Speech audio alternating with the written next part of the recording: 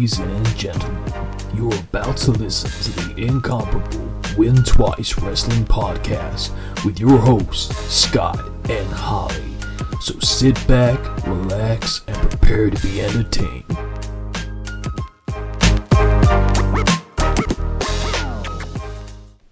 Hello everybody and welcome to episode number 4 of the Win Twice Wrestling Podcast. I am your host Scott alongside co-host Holly. Hello. We definitely haven't been corpsing just before this recording, so we've got it out the system now, all good.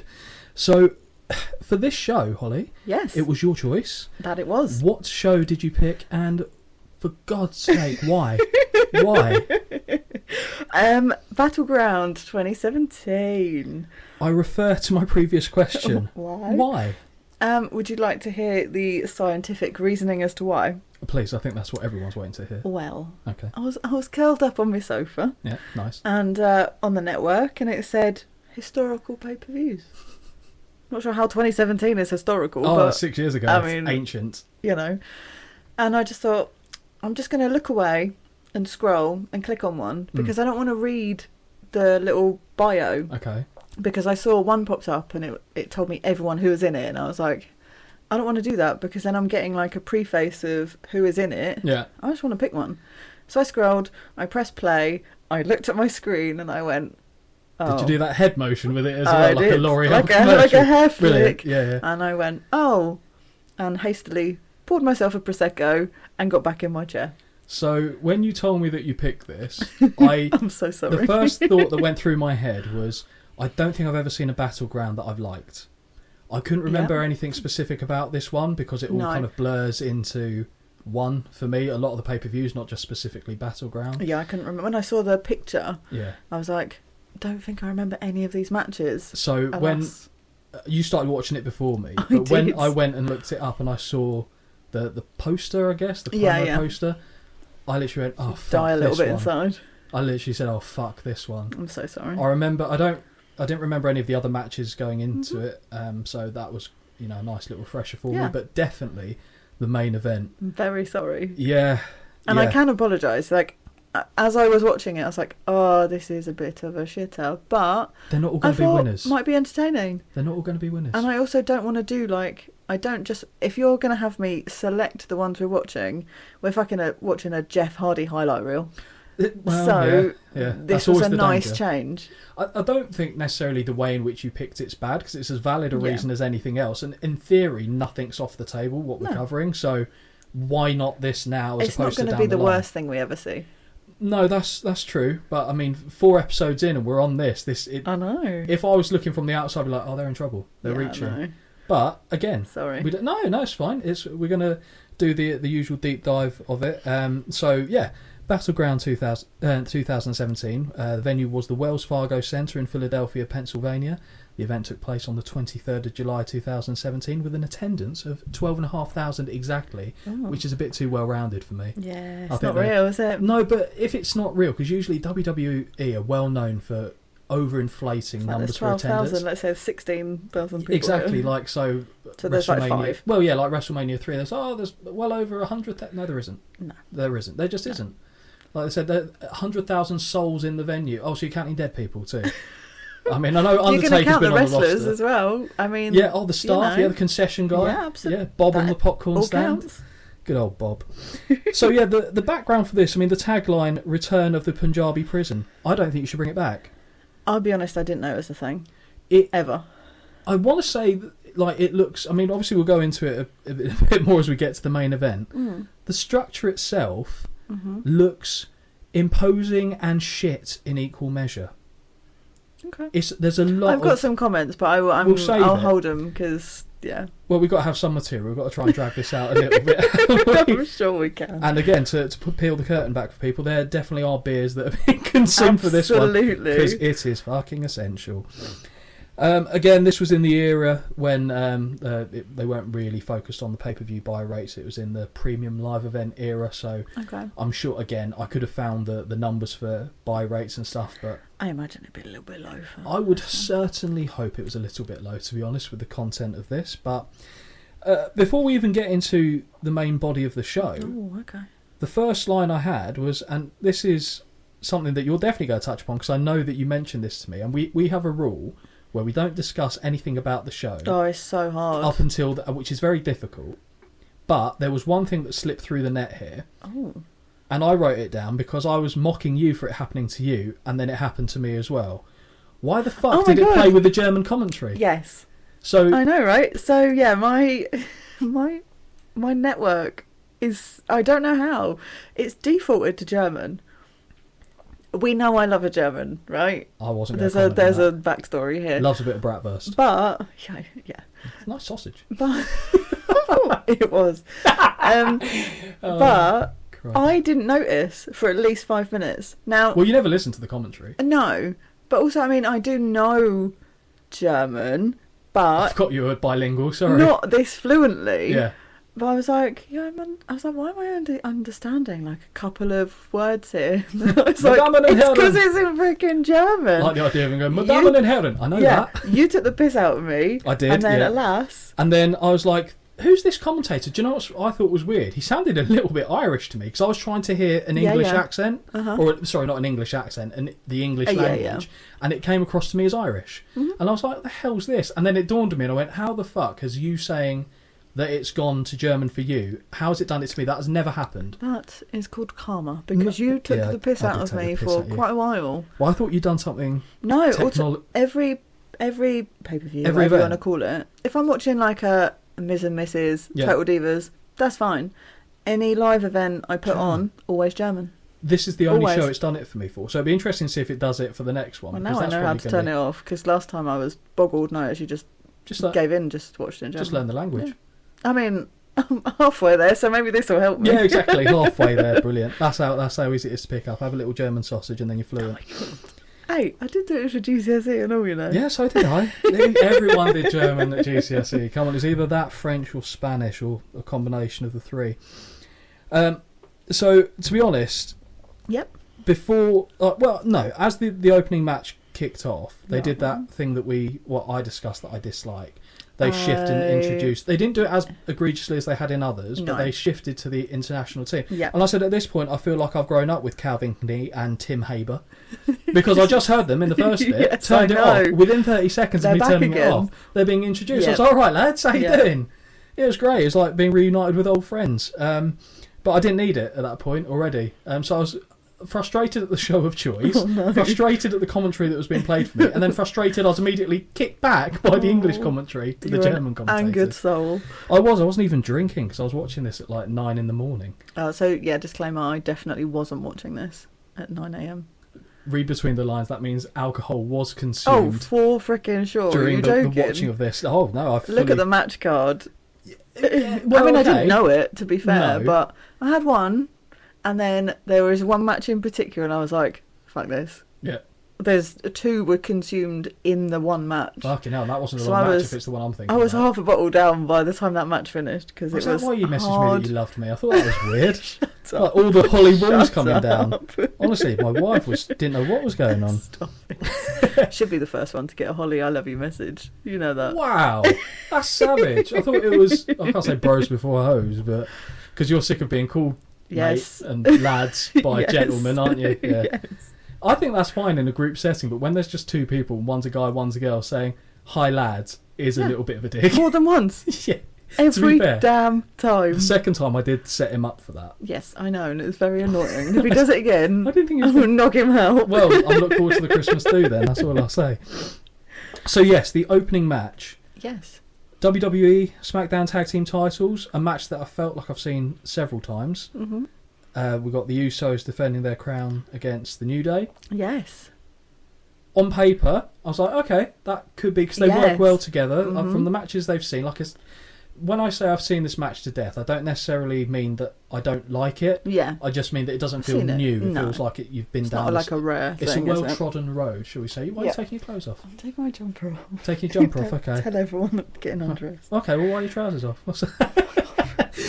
But yeah, the Usos and the New Day, Yeah. very good rivalry. They've done Mhm. this many, many times, not just on pay-per-views and SmackDown and Raw, but the house show circuit Yeah. as well. They're always doing this match. Were you excited when you saw? Because obviously you Little didn't know bit. the match card going into it. Yeah. I'll be honest. New Day come out Big E starts doing hip circles, I'm Yeah. always excited. Blowing his trumpet. I didn't see him blow his trumpet, to be honest. But No, I saw them come out, and I literally was like, oh, I can see Scott sitting there like rolling his eyes, being like, great, we have to watch one of these matches. why did you assume that? Because well, it's not even the match, I think it's like the intro.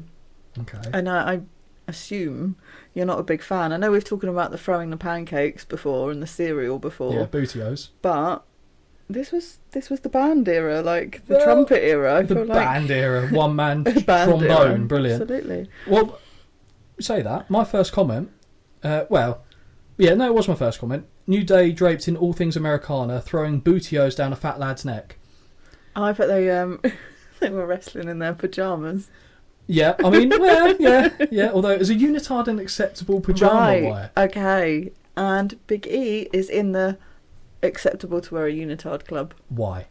because he has that. Oh, this is so contradicting because a lot of other people that wear them have it too, but he's got that proper American like university wrestler physique to me. Okay. Also, seeing him just wrestle in a pair of trunks to me now feels odd. He used to, though, didn't he? Yeah, Back in the but NXT and I know. early... Also, his cleavage is far better than mine will ever be whilst he's in that freaking unitard. It's Well, amazing. it's ample, I'll give you that. great. I mean, I've never seen you wear a unitard, but I if mean, we you need shan't. side-by-side comparisons, No, I'd be thank willing you. to be a judge of that. No. But the shoes. The shoes. Oh, they're like jester shoes, aren't they? Well, not all of them, they're all different. Oh. Okay, I so... I noticed the jester shoes. So I didn't notice Big E's shoes because obviously he was the one of the trio. He's that got like wasn't in wrestling the- boots on. Yeah, that's fine. Yeah. So they were all different. So he had the standard wrestling boots on, but Xavier had the. Let me find the exact word I put for it, which I've actually lost entirely. Oh yeah, I put what the fuck kind of shoes are these?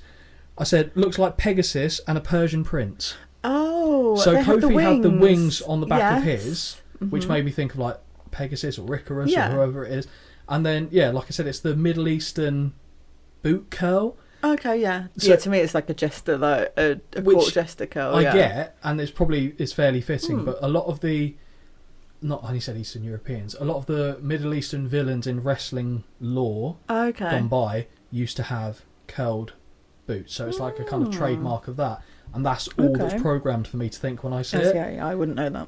But I mean, they're all in the kind of the It patriotic works for colours. They're them. mental, and I just don't get the New Day. They're okay, nothing more. I like them.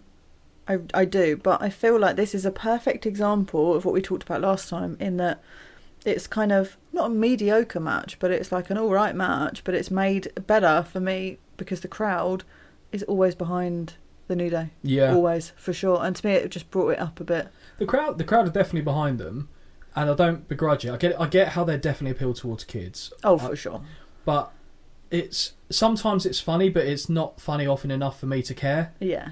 So when I see them doing all these antics, sometimes I'm really in the mood for it. I'm like, yeah, this is pretty good. Yeah. And But more sometimes often it's a than bit not, much. I'm like, can we just crack Yeah. on, lads? But with that being said, I actually quite like the match. Yeah. I thought the match was decent, if Good. not better. I'm glad. Thank you. I mean, the Usos, if we're comparing attire, again, because every time we've seen, we've only seen the two, yeah, granted, yeah. but because we've seen them recently on the premium live events in Yes. person that we've watched, every time I see them, they look slightly different. So this wasn't the boy band era. No. This was just was before like the crop a- top era. Not an emo era, because that's totally wrong, but more like a moody sort of. Sullen. Yeah, Yeah, that's how I would describe it. Yeah, but we hadn't seen the crop Before top the crop, thank from God, before the mid-card crop top. mid-card Jey Uso. It's just... But the good thing about this match, apart from the fact that, like I said, it was quite good, was it reminded me of that rap battle that they had. It was in the promo package. Oh my gosh, when he turns around and goes, "Didn't you used to be Jamaican?" Yeah. I loved that. Jafakan, but that was poor. Yeah. But they cut out the key bit of that battle, which was right. done live. And I don't know if you remember this. When I say it, you might remember it.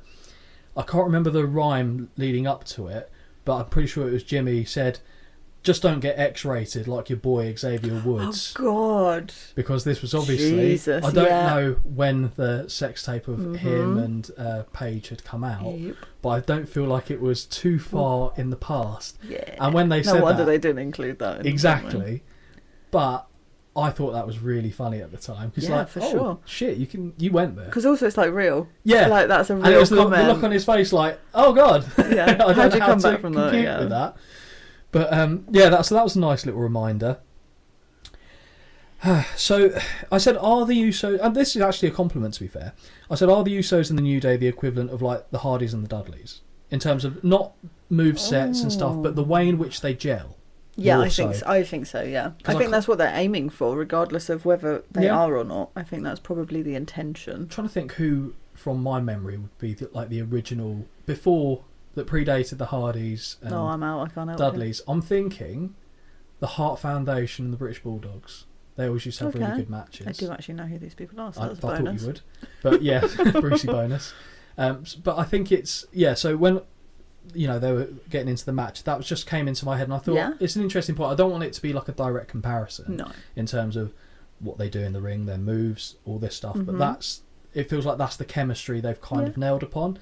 Because I don't recall off the top of my head, like I said, a lot of this stuff merges into one, so it's hard to kind of decipher between them. I don't recall them having any bad matches or matches where I've gone, no, I think they do work well together, don't they? Like, even as obviously tag teams, they work well together, and then put them together with, it just works. And I suppose if it ain't broke, don't fix it. But then you've seen so many of them, it is a case of, it's not broke, but we don't need to see it again. Yeah, which is what, after a while, like the Miz and Dolph and Kofi felt like, 'cause that just felt like it dragged on for too long because they had no one else viable that could compete in the Intercontinental and US title levels.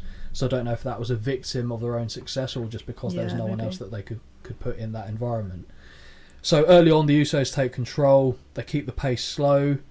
Xavier's kept completely isolated from his corner. Yes. And if you're looking at the composition of the three members of the New Day, I feel like he is the most believable to be isolated. Oh, for sure. From the others, because this predates Kofi Mania and Kofi becoming. I did have a little think while this was going on, was this before or after? And I was like, no, it's definitely before. Yeah. Yeah, I don't. 2018, 19. I don't think it was post-pandemic. Oh no, it might have been. I don't know. I thought it was pre. It would have been round then, like maybe 19. Yeah, I'm sure we'll find out. We'll find a show at some point that will cover it. Xavier's missile drop kick looks unpolished. I don't like the way when they land on the back from a miss. I don't think necessarily there's any good way to do it. So he might be landing it as safe as you possibly can, but the way he throws himself off the top, he just kind of puts his legs out in front of him and lands flat on his back. Yeah. Rather than to the side, but I guess maybe landing on your hip probably is a worse situation. But I know Daniel Bryan, that was one of the moves that he was told basically to stop doing the way he was doing it, landing on his back and taking that impact on his neck. Right. So that might be tainting my view on it a little bit, but I didn't really like it. Yep.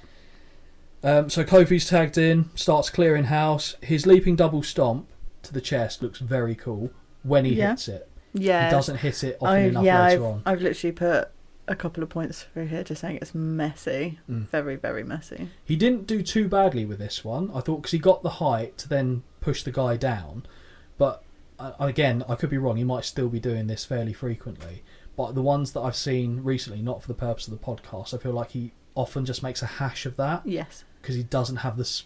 I don't know if it's the spring or the judgment or there's something a step off. But then again, the guy's in his 40s. I mean, I couldn't do that in my teens, let alone my 40s. So got to give credit to him. But maybe as you can't hit it as well, stop it. Yeah, we've touched on that before with other people, haven't we? Like yeah. Like the Miz springboard out of 10. Or if you're not hitting it 7 times out of 10, maybe take it out. Yeah, we definitely covered it with the Miz rebound powerbomb on Dolph Ziggler. That was definitely a felon of that. Kofi's trust fall to the floor is done. So pointless. It's done. So pointless. Even just calling it a trust fall. Yeah, because a trust fall is when you fall back on someone, they catch you. And they kind of do. And they do, and literally, I don't think I've ever seen it work where it does anything. Well, it's just because it's like 2 reasons, because it's different from what other people do, Yeah. Again, I've said it before, I'll say it again. Different doesn't always mean good. No. And It's just too nice. but not only that, it's goofy. True. But it's goofy to the point of What's not the like point? ha ha ha brilliant. It's No. oh, you look stupid. It's a what's the point? move. And I mean, this one is kind of proven to be so because he's caught and then hit with a double powerbomb, which was very nice. Yeah. Usos catch him, drive him Yeah. into the floor. Good night, nurse. Yep. Yep, I For like sure. that, as it should be treated. Only just noticed that Jimmy's wearing a hoodie.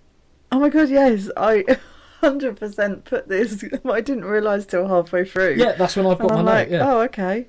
That's new. I don't think I've ever seen anyone wrestle a proper match in a I hoodie. don't think I've ever seen someone wear so many clothes. Yeah, well, he has to because he's got the Trousers. sad belly. Oh.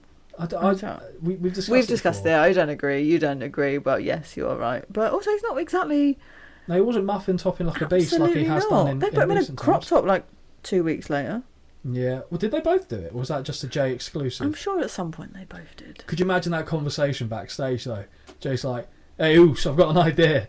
I'm gonna go out with a crop top," and Jimmy's like, "Nah, no, that's you. Yeah. I'm not. We're twins, but let's have some differences." Yeah, for sure. Because that's just—it's not a good look. Not a good look at No. all. Right, so we've got here Jimmy running Woods with a fireman's carry into the buckles was effective. Yeah. I thought that looked quite nice, and then Yeah. pretty quickly thereafter, and I've definitely mentioned this before, I love a pop-up Samoan drop. Anything where you throw them up in the Yes. air, catch them, and Yeah. then drop them. When Mhm. done well, looks brilliant, and that was a very good one by the Usos. Yeah. So I'm pretty sure you'll have a comment on this as Oh, well. Okay. And we saw it, and so again, to remind ourselves of what happened, we watched the highlights Yes. package of the show. So Xavier goes to the top rope, takes a couple steps along, which doesn't annoy me like old school does for Undertaker, because he's Okay. not being supported by anyone. He's Yeah, doing that yeah. of his own volition. Yeah. He takes flight for that elbow drop, but he doesn't make it. Mm-hmm. Because from out of left field, he gets hit with a super kick in the face. Oh, it literally made me wince.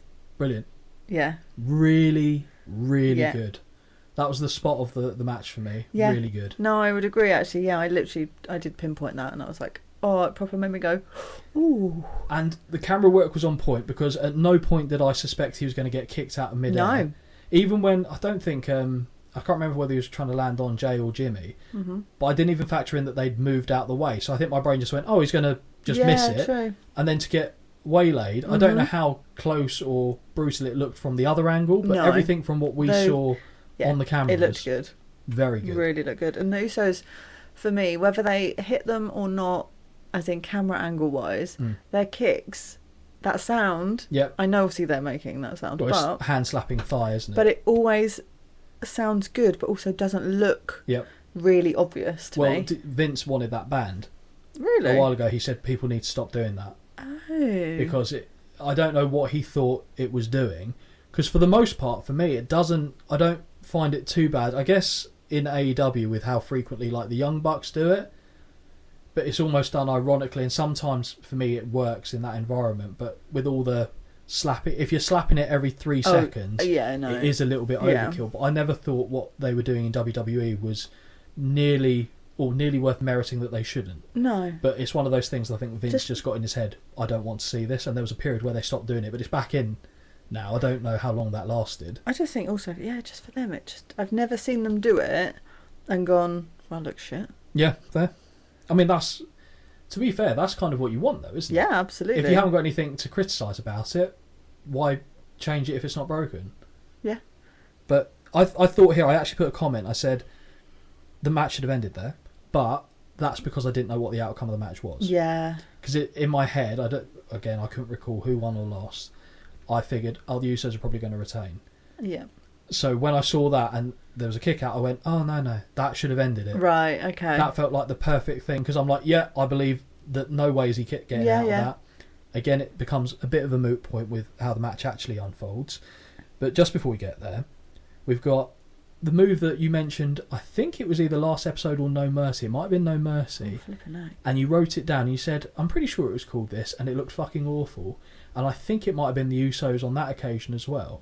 The Tequila Sunrise. Oh, yeah. Do you Yeah. remember that? And I drink put that, yeah. awful Tequila Sunrise. Mhm. The arm isn't even close to being trapped. So the point of doing that move, Yes. I don't know if this was the first person to do it, and I doubt you'll have heard of them, but there's a guy called Conan. He was a lucha libre performer, Mexican, works in WCW, did various other things. I don't think he's ever had a stint in the WWF or WWE, but he's the person I associate with that move. And the key thing is to trap the arm between the underside of your hamstring and your calf so they can't get out. Okay. The Usos, when they do it, they do the right thing initially with the hand, but then they don't secure it, they just let it go. And so I think it was Xavier was in the hold. Yeah. He just had his hand there like it was being restricted, but there was nothing round his arm stopping it. Oh, that makes sense. So he had it like his arm, and I was just thinking, move your hand forward. Yeah. You're fine. And it's not good. And I actually thought then he was going to tap out from that, which was a bit concerning. I didn't know the name of this move, but I heard them say it on commentary. So the Midnight Hour by the New Day also should have finished it. Yes, I agree with you on that. So it's the double stomp. So is it Xavier has one of the Usos over the knee? Yes. Kofi takes flight, double stomp to the chest. Boom, done. It's basically a coup de grace where you kind of get thrown off the guy's knee at the end. Agreed, yes. I do agree that nothing else needed to happen at this point. It feels like it's one of those ones where they were trying to get a high-rated match rather than logically end it. Yeah. Just going, oh, look, well, we can... Let's do these moves, and let's do this one, and let's... shoehorning stuff in that didn't need to do it. And it was, like I said, it wasn't bad. No, it wasn't. But I feel like there was more opportune moments, and this would have been it for me. I'd have stopped it here. So, I put there was a Samoan splash moments later. I said Wood does get impressive distance with top rope walk, flying elbow, and we have new champs. The move looks good. I don't mind it because he's not being helped up there, so it's no different from a top rope move for me.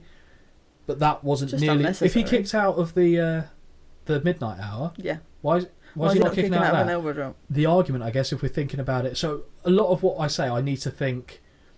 I've got to treat it like it's real for the purpose of what I'm saying. Yeah. I guess the logic there would be he was worn down already. So he'd been hit with that before. Yeah, I guess so. He's got less ability. He's been hit by a lesser move, sure... But he already had a depleted gas tank. XYZ, yeah.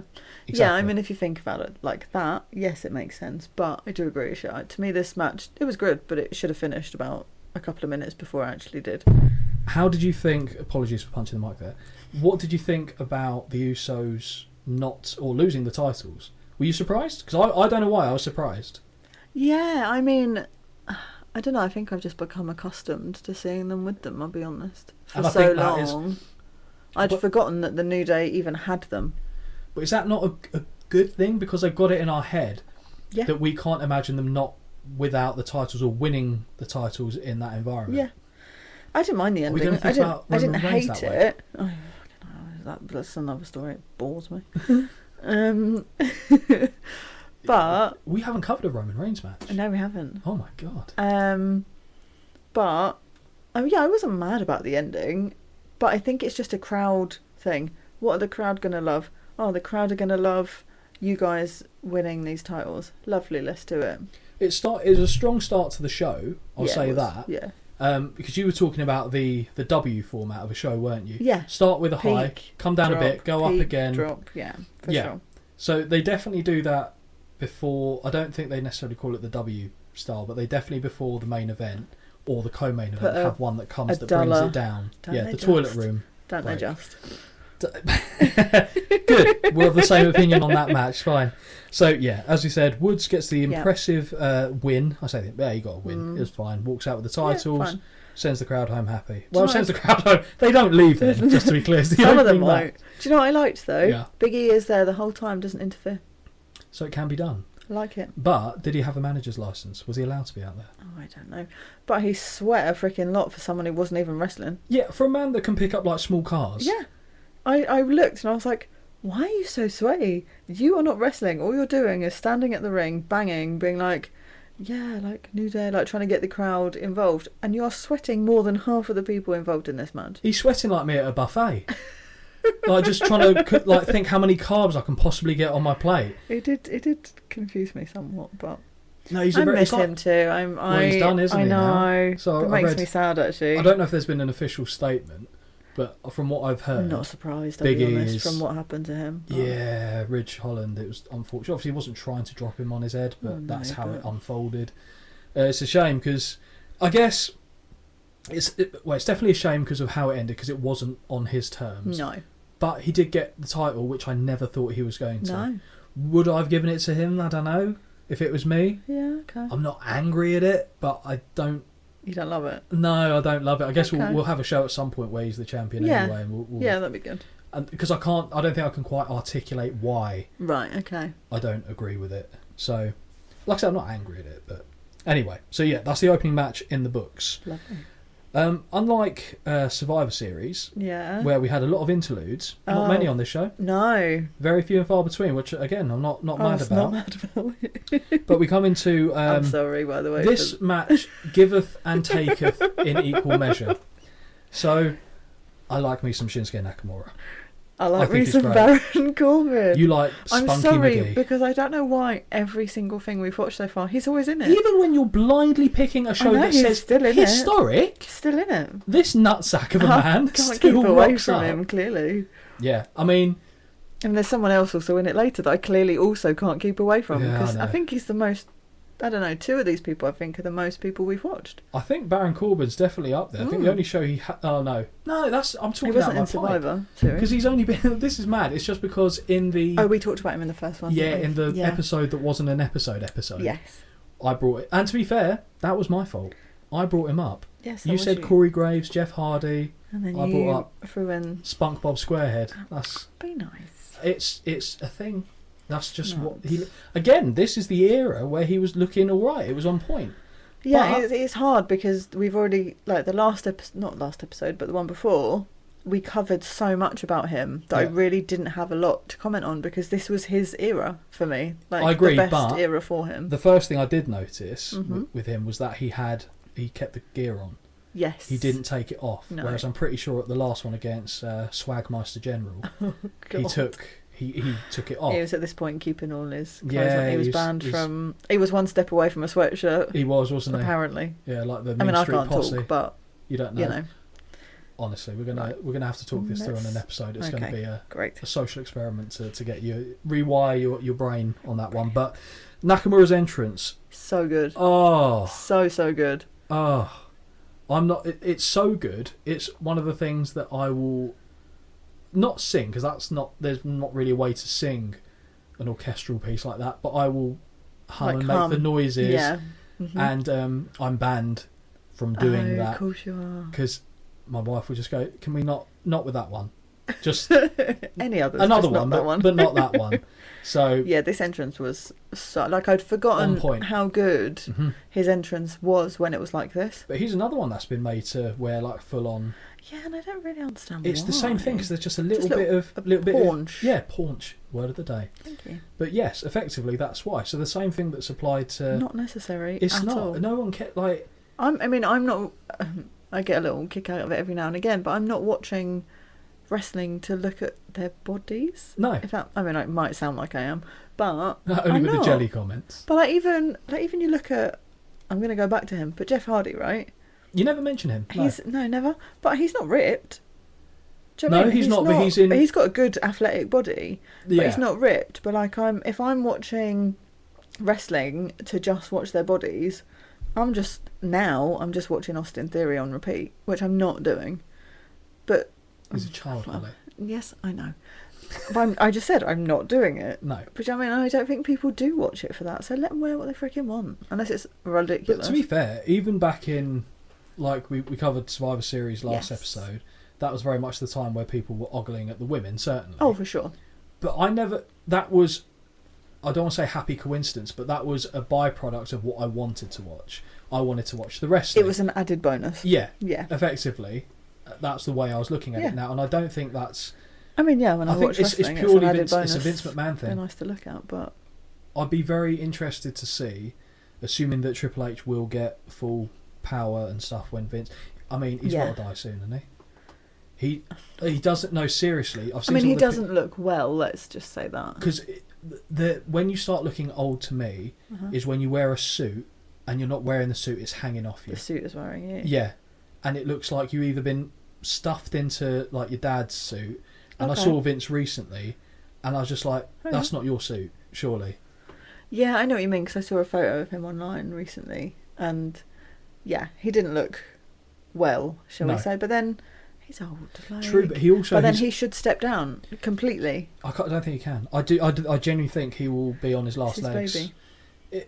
And I get that, but at the end of the day, you've got to know that you can pass it on to someone. Because what happens when you do die? I mean, I guess it's not your issue. He won't care then. because he won't. No, but I mean, if anyone could defy death, it is probably that man. Yeah, probably. But the stories you hear about him, how little sleep he functions on, he's literally like 3 hours.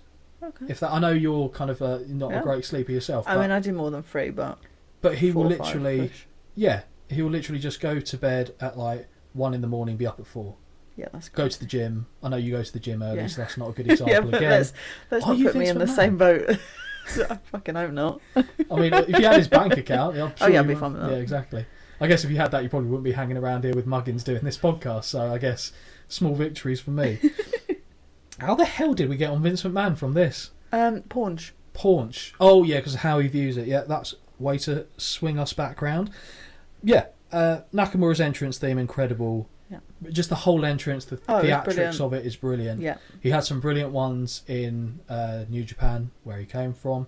Not obviously the same music, 'cause that's a WWE creation, but he was always known for that. And the fact he was able to keep doing it, because you think if you try to explain it to someone, you go, the guy has a little bit of a Michael Jackson-ish vibe about him, Yeah, but if Michael Jackson can't dance and has kind of like random spasmodic moments, Yeah, of, I even tried to think, how can I explain this? I was like, I can't. So if you've never seen it, Google it. yeah, But it's, I don't know, there's something about it that makes it seem a bit unhinged, but believable. but it works with I mean, I did think I was going to have some form of like epileptic seizure, fit because I forgot how like the lights, strobe lighting. yeah, how I forgot powerful all it was. about that. Yeah. But it works for his character with that entrance, spot on. Yeah.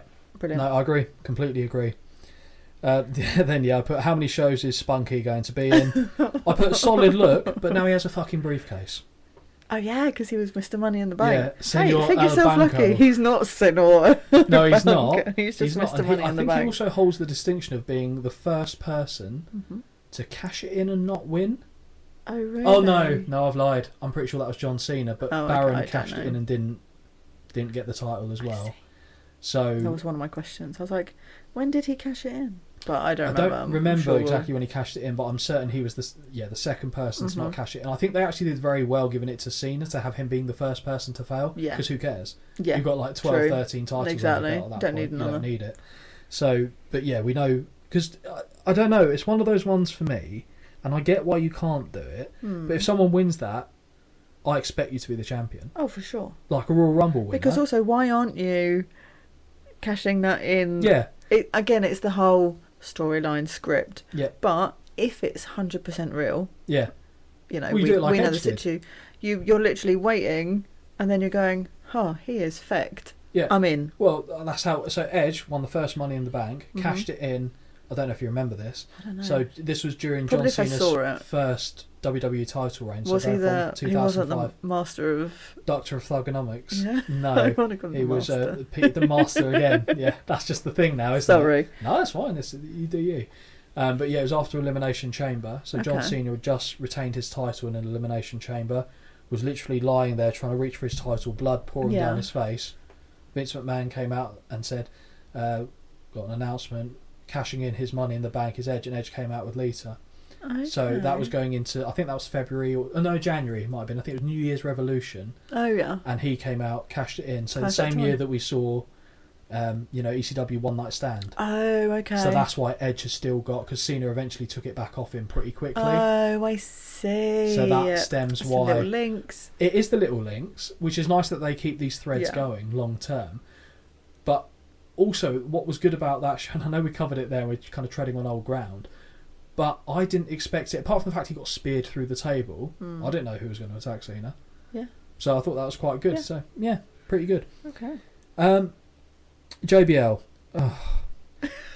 So JBL on commentary. I wondered how long it would be before you made the Again, comment. weirdly, for as much as I disliked him Didn't doing hate it. promos and stuff like that, and wrestling and breathing, on commentary, he rarely don't says mind it. stuff that phases me. It's I just don't that I hear don't like that that he does. It's like a poor man's JR, because JR you've just got to love. But he didn't put, he said 2 of the best strikers in the world today. No, you buffoon. They're just not, are they? 2 of the best strikers in the world. You fucking dumb. Yeah, I get that. Like, okay, so Nakamura has a legitimate mixed martial arts background. Yes. Good striker. Mm-hmm. But best in the world. And Baron Corbin was a Golden Gloves boxer, so that's like an amateur level thing in the States. So, can they both strike? Yes, sure. 2 of the best strikers in the world? No. 2 of the best in the ring. Oh, At yeah. that present time. Yeah, exactly, yeah. Then fine. Do you know what? I don't know, I haven't seen the ref's chops. The ref might have been a spicy little striker himself. But yeah, so just no. In no way, shape or form does that come across. Because Baron Corbin's not known for throwing right hands and left hands. And also, even if you are a good striker, kicks fine. That's irrelevant. Right hands and left hands are illegal in wrestling, It's aren't wrestling. they? Although... yeah, that's another... No, we'll go into that at another time, I'm sure. Yay. So again, I put Corbin already in the must-wear a top phase. Nakamura with a bin bag strip around his arm. What was that? Did you see that? Yes. Like the black... And I was just like, that just looks like a bin bag. Mm-hmm. I don't know what... I mean, fine, but Yeah. odd. I like the contrast, though. For me, Yeah. like if I'm looking at what they're wearing, I'm looking that you've got Corbin in all dark colours, Yeah. and you've got Nakamura in a bright red. Like, again, it's a nice contrast for me. My eyes... It pleases my eyes. Aesthetically pleasing. It is. Landed well. Very much so. We have a bear hug from Corbin, Oh, yeah. and I'll take one. that I got sad. Oh. Because, not because of that comment, because a bear hug is, to me, a surefire indication that I'm not going to enjoy the match. Oh, okay. Because it belongs in another era, to me. Yes, no, I agree, actually. There's nothing about it Like, now it's done. that's engaging. It's far... Like, because you're not doing anything. No, you can absolutely. If you Squeeze squeeze me. someone really hard, Yeah. yeah, that could hurt. I see your eyes. Yeah, I didn't mean it like that. You but rolled it your did. eyes and was like kind of went off into the Yeah, distance. sorry. There, sparkling. But it just, like I said, it means it's like when I see, and this touches on the Randy Orton thing for me, the extended side headlock. Yeah, yeah. Stop it. It didn't do anything. It brings the tempo down. I get it. I mean, it's And giving unless it's done- it's doing what it's meant to do. What, It's giving deliberately both of them a frustrate people? breather.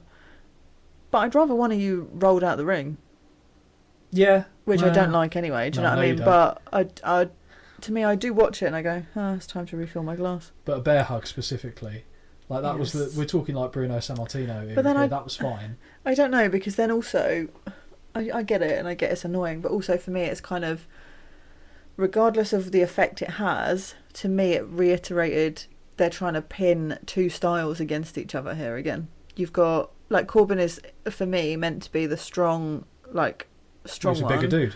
And Nakamura is, like, technique, quick, nimble. Okay. So it emphasised that, but to me, that's what they're trying to do, but that doesn't really come across because I know it's pointless. I but- guess again the argument for that is by Corbin keeping him so close. It's very difficult to strike him if you're literally controlling his entire body. Yeah. He hasn't got distance to get that. Well, basically get himself enough space to then start firing kicks at your stupid head. But again, I just see it and I thought, oh no, because I believe it or not, I don't say I was excited. I mean, don't get me wrong. I thought it was quite a good match, I'll be honest, to this point. Not necessarily like the best I'd seen, but having had the one before, As in what, the tag team title match? Yeah, I expected this one to be More of a come down. Yes. Okay. And I would say it was like halfway down on my W. It wasn't the bottom, it was mid W. It was definitely lesser than the tag team match. Oh, for sure. Yes. But it was not as good as I thought it was going to be, because as much as I make comments about him, I don't mind a lot of Baron Corbin's matches. They're fine. And I know Nakamura's great. Yep. So I thought that this should work quite well.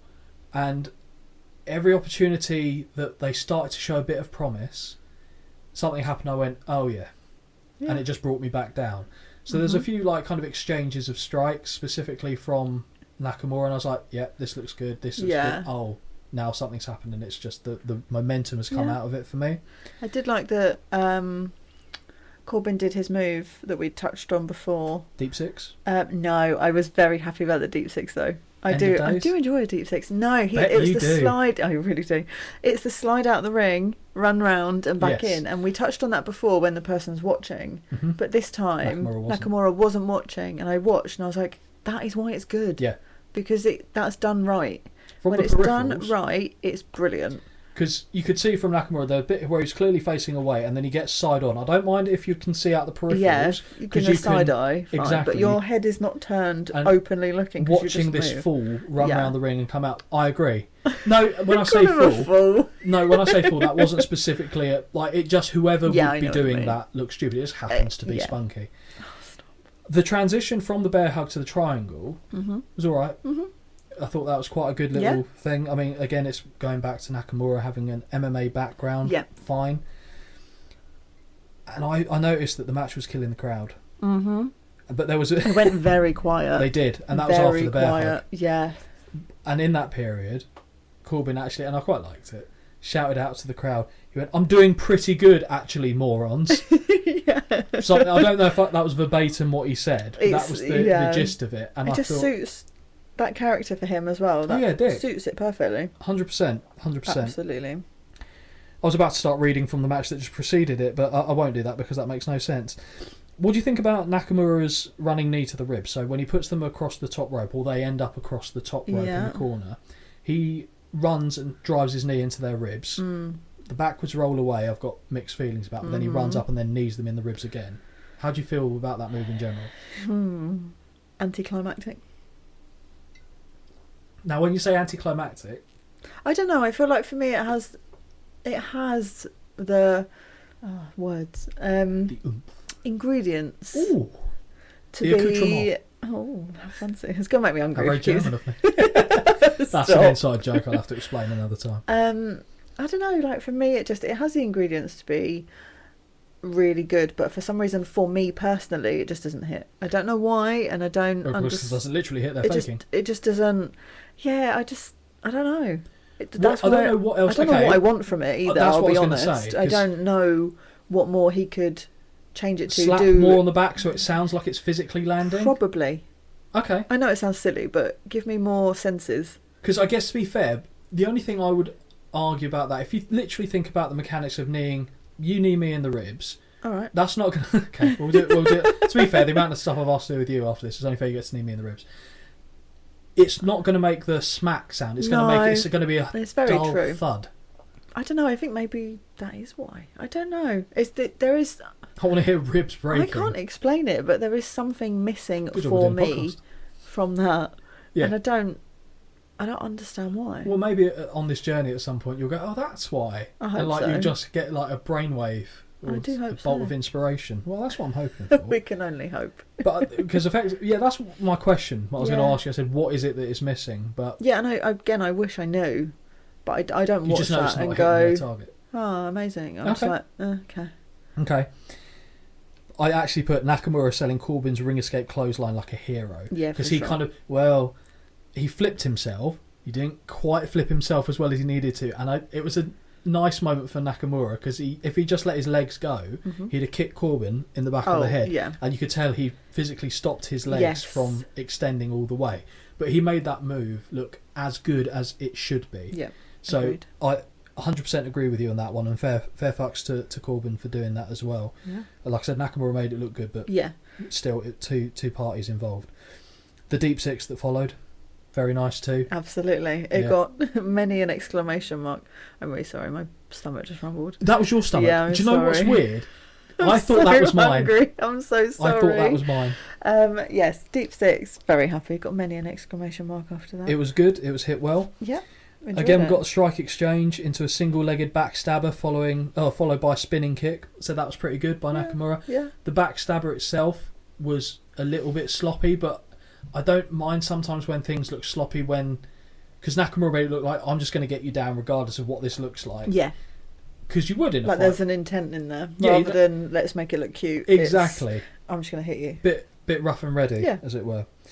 And then it ends in about as terrible fashion as you could I know imagine. you wouldn't like it. So Nakamura is behind Corbin. Yep. Corbin gives him a dick kick. Of course it does. Right in front of the referee's view. I think Mike Chioda. Match is over. Shinsuke wins by DQ. Yes. No good. I knew you wouldn't like it. No I mean, I good. can't lie. I didn't love it, but it fits.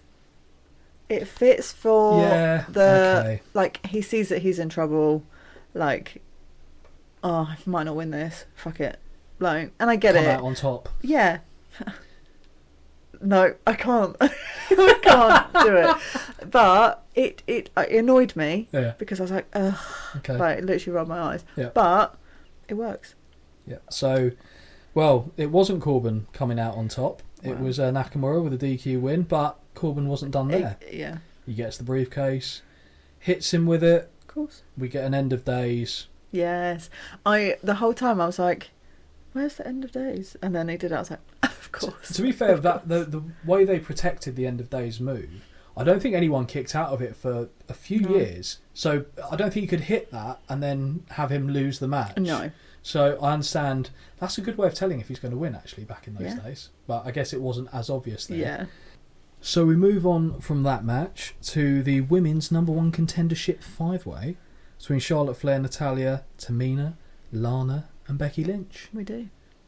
When this match was... Well, when I knew this match was coming, I had very mixed feelings about this. Most of them bad. One, Lana. Uh-huh. Right. And I knew I did say you'd be rolling your eyes at this one. Yeah. Very pretty lady. Oh, stunning. Shouldn't be in a match like this. Right. Okay. Tamina, I've got to be very careful with what I think on this. She's just not good. Okay. She offers very little to nothing in these matches. She's there as a powerhouse, but she doesn't. Her powerhouse moves aren't great. I think we see later in the match she hits a Samoan drop. It's just nothing to it. Yeah. The other three, fine. Yeah. Charlotte Flair, Natalya, Becky Lynch, brilliant. Yeah. But we've got two. Just make it a triple threat. Well, you can't. Oh no, you could because of the end result. I was just trying to remind what happened. Did you need Tamina and Lana in this match? I don't know. I think it's because I vaguely remember when this started. I vaguely remember at this time they were together as like a duo. What, Lana and Tamina? Yeah. Okay. And I vaguely remember it, and I vaguely remember it being exactly the same as basically what the match is. Yeah. Lana's in trouble. Tamina steps in. Do you remember caring? No. But here's my thing with Lana. Right? In this era, didn't work whatsoever. But I tell you what, put her back in the Attitude Era or whatever. Yeah, fine. And it's working. Yeah. So I think they... But they should be having Brian Panties matches. She wouldn't be having actual matches. Yeah. I don't know, like seeing, again, we're going to touch base on watching Total Divas and stuff, and seeing her in that. Yeah. Like Sans she the put accent. that hours in. Yeah, that was very confusing at the time. But like, it would show her training religiously and actually not being awful. But then when it was put out to the public, like her matches, in quotation marks, it was awful. And it's like, come on, either have her as a manager and doing nothing else. Okay. Or put her down to NXT, keep her there. NXT would have been an interesting show. Actually train her properly. Like, give her the time. Because I don't think she's awful. I think she's got... I haven't seen anything that's good. I think she's got some of the attributes that some people don't have. Like, she's got the charisma that a lot of women didn't have. Okay. At the minute, I think everyone that's there is solid. Right. But yeah, I just think she's in the wrong era, and that's not her fault. Yeah. And I just don't think she's a good wrestler. No. Like, no. Again, that could be lack of training. That could be. There could be several. Many things. There could be several factors that led to that, so I'm not necessarily holding it against her. But I can only judge it by the product that I see put before me. And I mean, also, to put her in a number one contenders match did seem a bit ridiculous. Well, especially seeing as because I didn't know the background going into it, but we see Naomi come out for commentary as the champion. Yeah. And she said, well, I beat Lana 3 times. Yeah, that was interesting, yeah. Okay. It's like, well, why are you there if she's beaten you so many times already? Like, I don't know as well as this was a me issue or a them explaining it issue, but I didn't realise this was an elimination match until I think someone kicked out, and someone said, "Oh, why have they broken up that pinfall?" And I said, "Well, because they'll lose the match, you daft prick." And they went, "Oh, it's an elimination match." I went, "Oh, is it?" Yeah, no, I didn't realise until the first person actually was eliminated. Yeah. Okay. Because I was So like, hang but on, you why is tune the out match commentary. carrying on? Yeah, fair enough. Like, so yeah, I agree with you on that. The first point I've got about the match in general is Naomi coming out, and to me, Yep. she has, from an aesthetic perspective, she's got it. Oh, that entrance is Brilliant. ridiculous. It's so Brilliant. good, and it's not just a, I'm walking out, I'm pretty, look at me. Yeah. It's a, Don't your get- eyes are drawn, regardless of whether you like her as a wrestler or not. You're Yeah. watching and She's- you're entertained. I mean, she's a pretty girl. There's It's no brilliant. getting away from that, but that Mm. isn't the selling point they're Yeah, going with. bit of But she dancing, has a- bit of agility. Was she a former Laker girl? I don't know, but she definitely was a dancer. I could be wrong. Well, they said it. whether Carmella it's was true or not. a. Carmella was it um, Dallas? It wasn't Dallas Was she Cowgirl, was Cowboys? it? I don't remember, but anyway, she's definitely a dancer. She's definitely a trained dancer. I had it in my head that Mhm. she was a former Laker girl. Yeah, it could be. Yeah. And like I said, she can dance well. There's no getting away Oh. from it. But even the entrance music works. Yeah. I mentioned it before. It's one of Yeah. the few things that my wife had any stirring about Yes. when we were watching it live in person. And I was annoyed that when I was watching this, she wasn't sat there next to me, because I said she Oh. would have loved the LED belt. Yes. And I said the hair works with it. Just the It was whole thing. It was very different as well to what everyone else was doing, Yeah, and still is doing. yeah. Like, it added a bit of something. She was never the best in ring. Mhm. Like she was serviceable. She started off as awful, Yes, but with the she came Funkadactyls. Funkadactyls, Brodus Clay, sweet Jesus. I'm dreading having to cover one of those shows. But she developed. She got to the point where she was passable. Mm-hmm. Did she get the title too early? Yeah, Yes, I think she for did. sure. She probably had another couple years, I think, before she got to that. But she did far more with what ability in ring she had than I think she ever should have expected, or certainly whatever I expected of her. Yeah. And I have to give her credit for that. For me, it's all about looks. We're talking about the aesthetics, and it's not all about the aesthetics, but We're This is obviously going to be- touch on it anyway, Of especially course. as it's the women. of course. Yeah. What do you mean, especially as it's the women? Well, because that's what the company pushes them on. It doesn't push them on how good they are as a wrestler. It pushes them Have on you their seen appearance. who's in this match? Yeah. Tamina is not being pushed because of her looks. I'm no, saying not it. her, but the others. Do you think Natty's pushed on her looks? Oh, she's not like She's ugly pretty. or anything. See, okay, Her this walk comes. annoys me, but she's pretty. Her cat ears annoy me, but that's a different point. Okay. She's not ugly, but she was to me prettier before she had all Oh the yeah, you cosmetics like the done. natural look as well, though, don't you? So Yeah, a I lot, don't want to a get lot on of my these high girls horse won't about it. hit it for you because you No. don't want them to look plastic. Like, if I had gun to my head, I'm trying to think who I think's the Becky Lynch, prettiest. she's the most Do you know natural what? out of all of them. If I didn't know her voice, probably. Yeah. Probably. Yeah, I mean, otherwise. I'm a big like, Charlotte fan, so If Charlotte's a handsome woman, I'd say. Oh, stop. She arguably the best that's ever done it in terms of the women's game. Absolutely. For sure. I think there are a couple that push her close, but she is definitely, Mhm. if not one, like 1A. She's Yeah. that high up. But there's something, like I said, when she cries and like she has that face on, all I can see is her dad, and I don't find Yeah, Ric fair Flair enough. sexy. Personally. Not that I'm supposed to No, think that no, of fair Charlotte enough. Flair, but and again, if I'm going back to my teenage years, Lana. Because Of course. Lana. Of course. Yeah, but you're right. Probably now these days, it probably would be Becky. To be fair, out Yeah. of the group that we've got in front of us, and I think this is Becky's best look. I like the steampunk. I did love this look on her. When I saw it, I was like, "Oh, we're at this point of Becky Lynch." Another Loved it. great entrance Before she theme. was the man. Yes, and she Mhm. still kept the theme since these days. Mhm. And it doesn't quite fit with a lot of No. the looks that she's had, but it really worked for this. Yeah. Don't get me wrong; it's much better than what they. I don't know if you've ever seen the. The Irish jig. Yeah, Yeah, I I've think I definitely showed seen it that. to you. Awful. Good lord, good Awful. lord. Michael Flatley would be turning in his grave if he was dead. Tamina is so bad. Is what I've got written down here. I would have put more so's, but I was going to miss the match. Okay, fair enough. Please stop. Oh God, I beg thee to stop. I knew you'd love this one. I just don't get it with No. her. I don't take her as a threat. Even Nia Jax, who's clumsy as arse, has a bit more about her than Tamina does for me. I think the difference between the two of them is that Nia Jax has charisma. for Yeah, me. Tamina has nothing. She can get on a mic, whether Yeah. I like what she's saying or not. She can get on a mic and she can deliver, and Yeah, I'm just- watching. But I don't think I've ever seen Tamina actually say anything. As soon as I hear Tamina, Yeah. my brain just goes, sit down, lad. Yeah. I don't need to see this.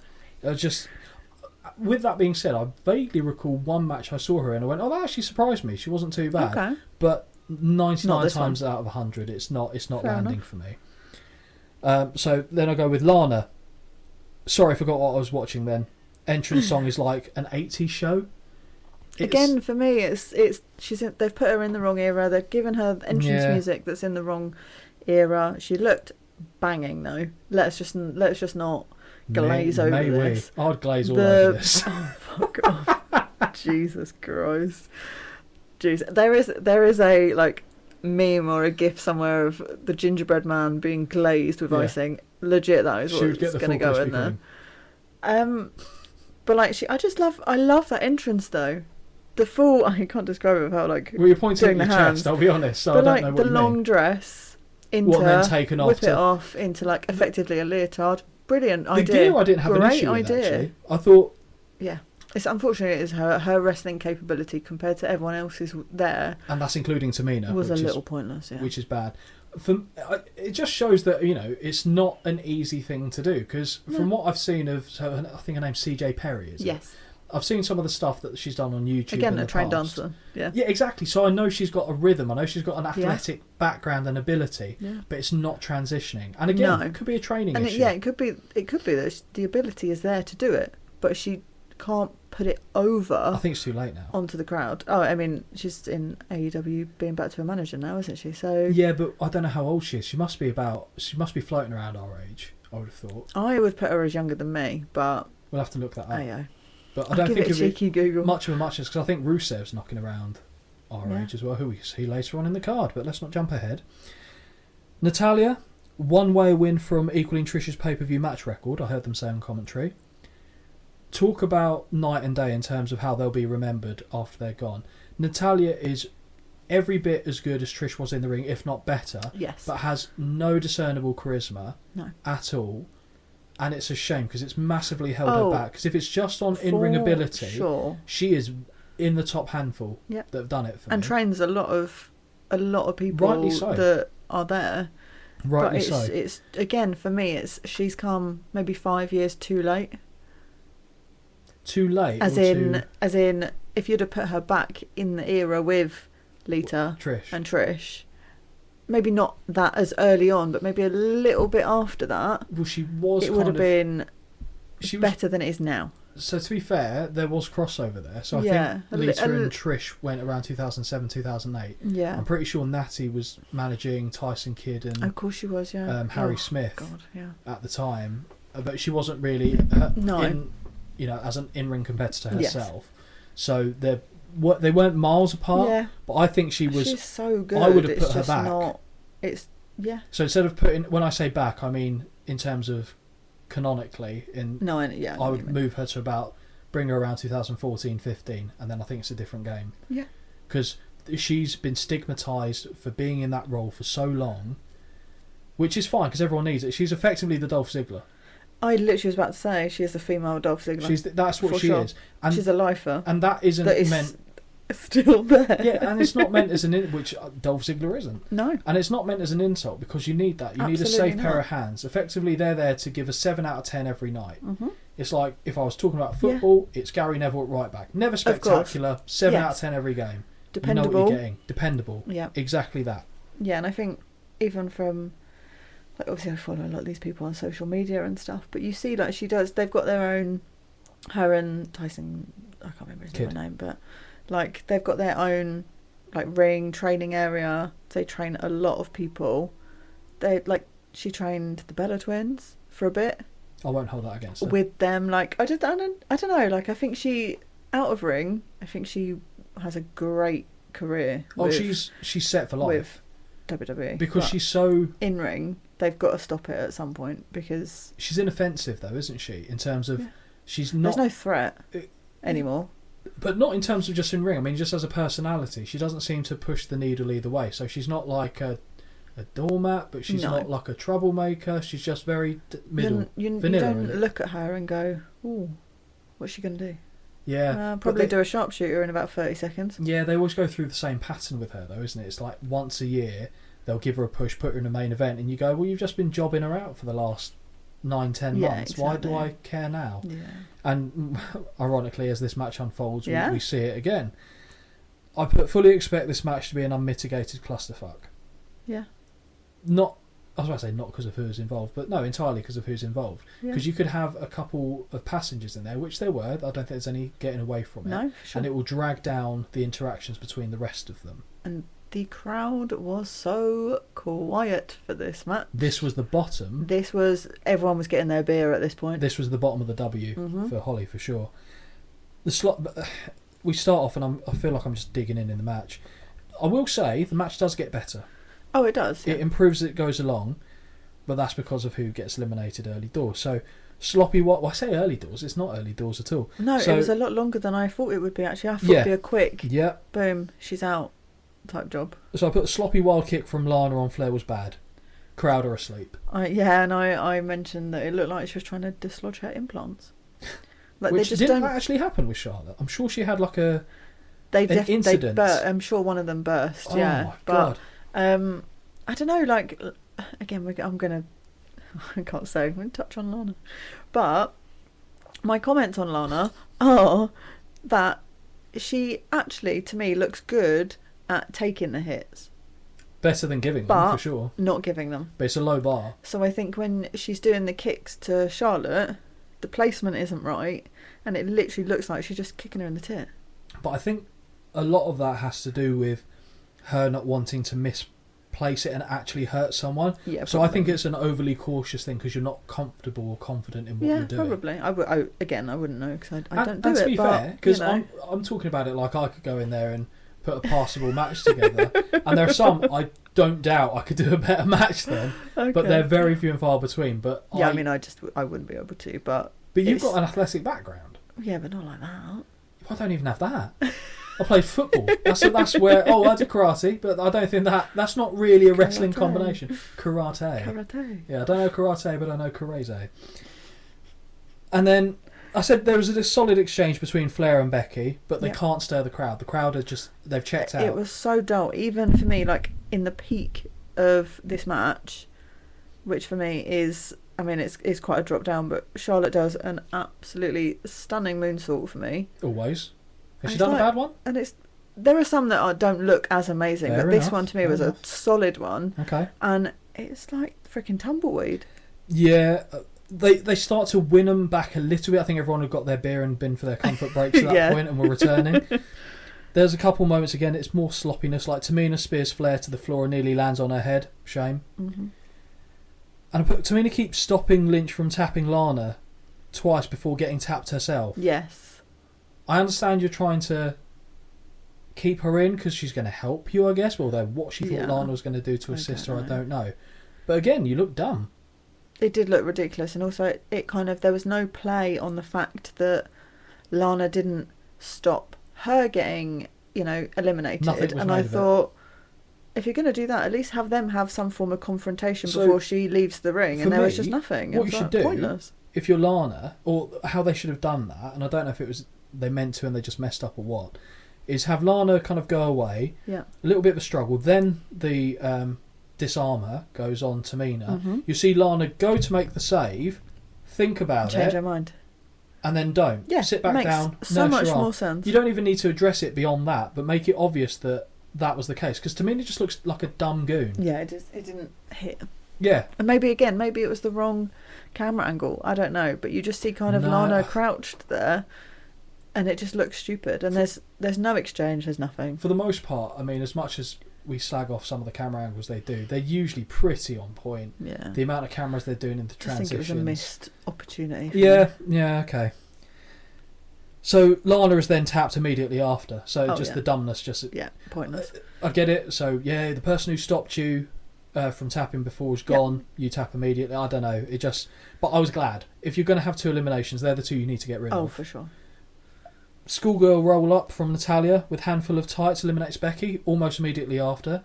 This for me screamed of, okay, your match is coming to an end now. Chop chop. You've got to hurry up and finish this. I don't know if it was that. That's a logical thing to take away from it. Yeah. Or if they were going, do you know what? We think the crowd will be dead for this. How do we get them back in? Start doing quick eliminations. And then people go, oh, hang on, what's going on? Draw them back in. It works a little bit. Yeah. They weren't as dead as they were for the initial part True. of the match. But you're right, it could have been a time constraint. And I'll have to, if I ever watch it back, I'll see if the referee was like in their ear or anything. I mentioned the moonsault from Flair, so I won't go over it again.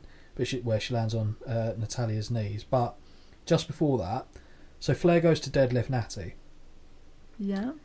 It went from impressive to really awkward to impressive again. Yeah. Because she got her I think far up. anything like that is just so freaking impressive to me. I don't see that middle. I probably would if I watched it again. Probably go, oh, that's a bit. You will, but I'm sure. To me, it's just sheer absolute power. It is, and I'm in which awe is of it. fine. She gets her up the first part really clean, really on point. She gets to the point where she's then got to get her from there to the verge on the shoulders, like when you're lifting. Yeah.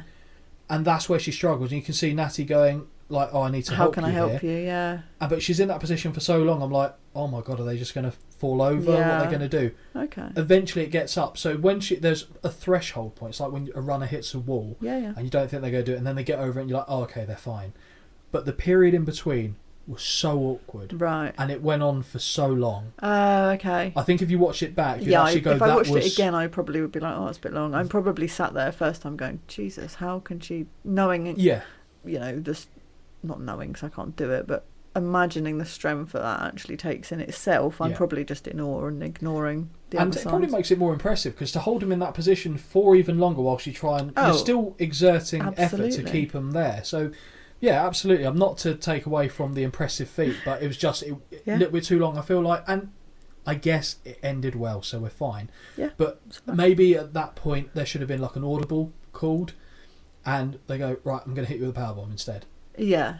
Just so I understand that, yeah. Get out of that situation. It's not prolonged for the crowd to be watching, being like, this looks weird. Because that must look really strange without commentary. I always forget that. Yeah, true. I wonder if it's live. Yeah.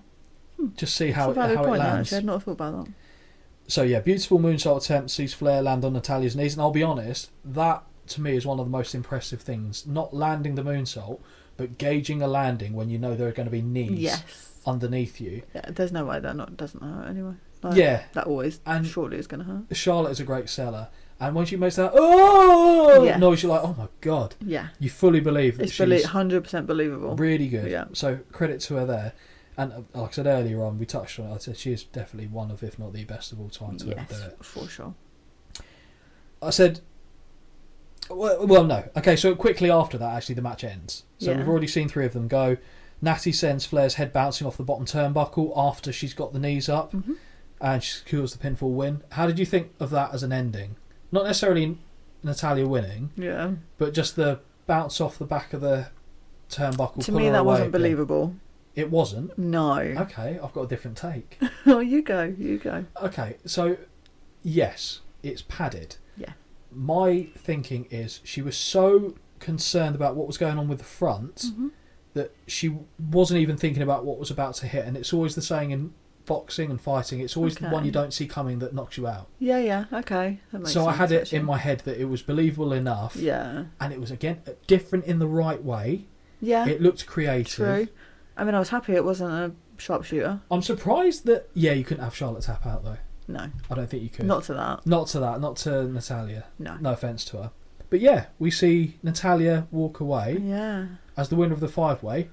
I definitely saw this premium live event at the time. I remember seeing this. As I don't remember... The details. As I was watching it, I was like, I don't remember who wins all of this. Exactly. But there were certain points I remember going, I've definitely seen this. Like, yeah, for sure. Just couldn't remember. I don't know if... I don't know. I'm trying to think how to word it. With Natalya winning, you can't... The first instinct is you're surprised. I mean, I don't get excited about it. You're surprised, but you think, well, why have they done that? Because surely you'd want to see Charlotte or Becky, out of those 5, go on to the next stage. But then you think, you have to bear in mind she's going up against Naomi. is Naomi believably going to go one-on-one with True. a Charlotte or a Becky? True. Well, I guess Becky at that maybe. time, probably. Charlotte, No, no. absolutely not. It's one of those ones where I get it, but it just feels kind of unfortunate. It feels a little bit forced because they're just trying to get someone into a position. Yeah, true. And it's similar to me, I guess. It's similar to Nikki Bella and Carmella. Yeah, okay. You're pinning someone against each other because you know They're going to they can give you a good match, and yeah. so But actually believably let's put Yeah. Natalia against her because she's got she knows how this ring works. Yeah. She's been doing it for so long. Yeah, let's put them two together, and actually if she loses, it's not a shock type thing, if you know what I mean. No, I agree. So now we move on to the US title match. Yep. AJ Styles defending his newly won crown against Kevin Owens. On paper, yeah, give me this match. Yeah. Love both guys. Both Yeah. are, pardon pun, phenomenal. I sense there's a butt coming. Yeah. Oh A no, little bit. you didn't like it. No, I wouldn't say I didn't like it. I had higher expectations given who was involved. Yeah. So when we were discussing, well, we weren't discussing the show, but we were talking, this match cropped up, and you said, I'm very interested to hear what you think about this one. Yes. But I thought that you were then going to be of a similar opinion to me. Okay. So tell me why you thought you said that, basically. I mean, I'm always intrigued for your opinions on matches, but also Kevin Owen matches specifically. Okay. Because I know you're a big fan. Yep. Again, AJ Styles, big fan. Mm-hmm. And I think both of them together, like you say, these should be brilliant matches. And I thought it was, to me, I thought it was good. Yeah. But it did have the expectation of being, where's my peak of my W?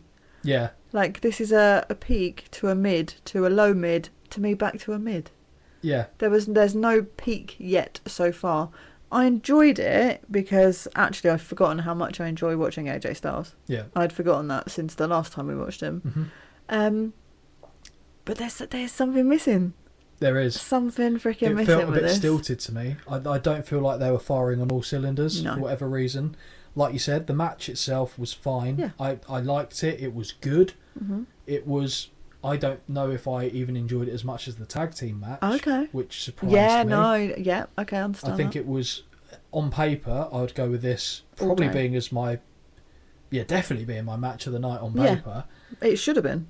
And it wasn't far off, but I don't think it was. No, it was a bit lackluster.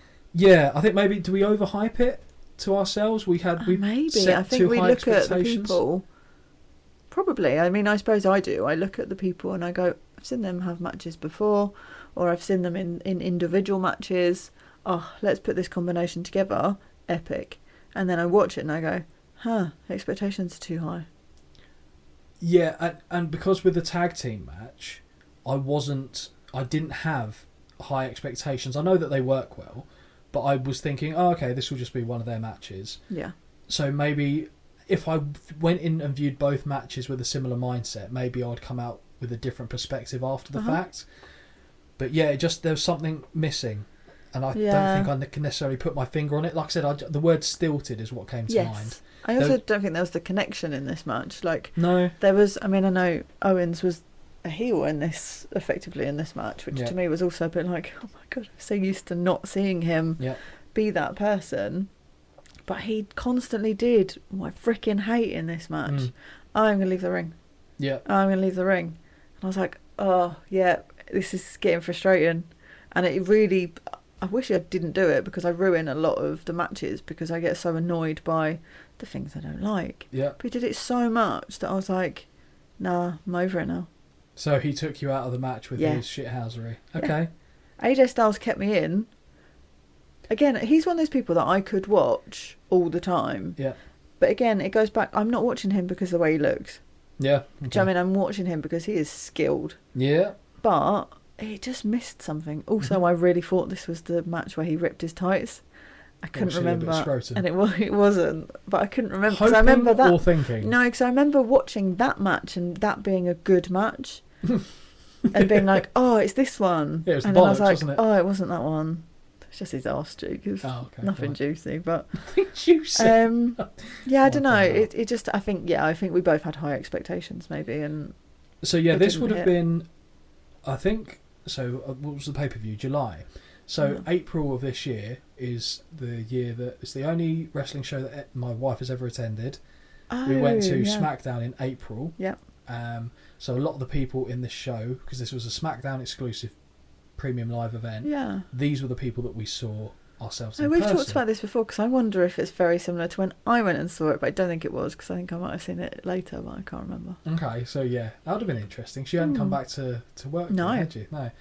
And I vividly remember, so when we saw it, the SmackDown taping, it was Kevin Owens was the United States title holder. Okay. He came out doing his whole, not I'm going to make America great thing again, but it was along those kind of lines. That's where that came from then. Yeah. And he was listing all the reasons why he was better than everyone in the arena. And it's one of my favourite things I've heard in person at a wrestling show. Right. And I'm going to use a very strong word here, which I haven't avoided on the show. No. Which I haven't used on the show. Is it a 4-letter word? It is, but Does it begin with a C? It does, but oh no. But so I'm quoting someone here, and my missus very much doesn't like this word, but she laughed when it was said, so it's delivered really well. So he said, "So I'm better than you because I'm more athletic. I got the title. I'm handsome. I'm great. I'm awesome." And then he went silent, and then the guy behind me went, "Still a fat cunt though." And everyone in our area, like, would I have said it? No. There are kids in that crowd. No, yeah, you can't be dropping those kind of bombs there. And apologies for anyone who's got children that may be in earshot of this, but probably don't let them listen to this in the first place. Well, no. But I gauged it based on the fact that I heard my wife, or not at the time, but she laughed. Yeah. So for me, I'm like, I can laugh at that. I mean, time and place, it probably is very amusing. It was incredibly funny. But back to the match on the night. Yeah.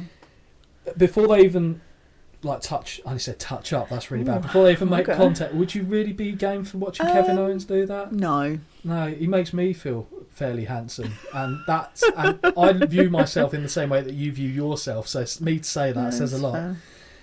AJ says something about the US belt. Now in Vince McMahon lingo, you don't say belt. A belt's something that holds your trousers up, kid. It's a championship. Yeah, it's a title belt. Well, it's not a belt because I've said it's not a belt. Yeah.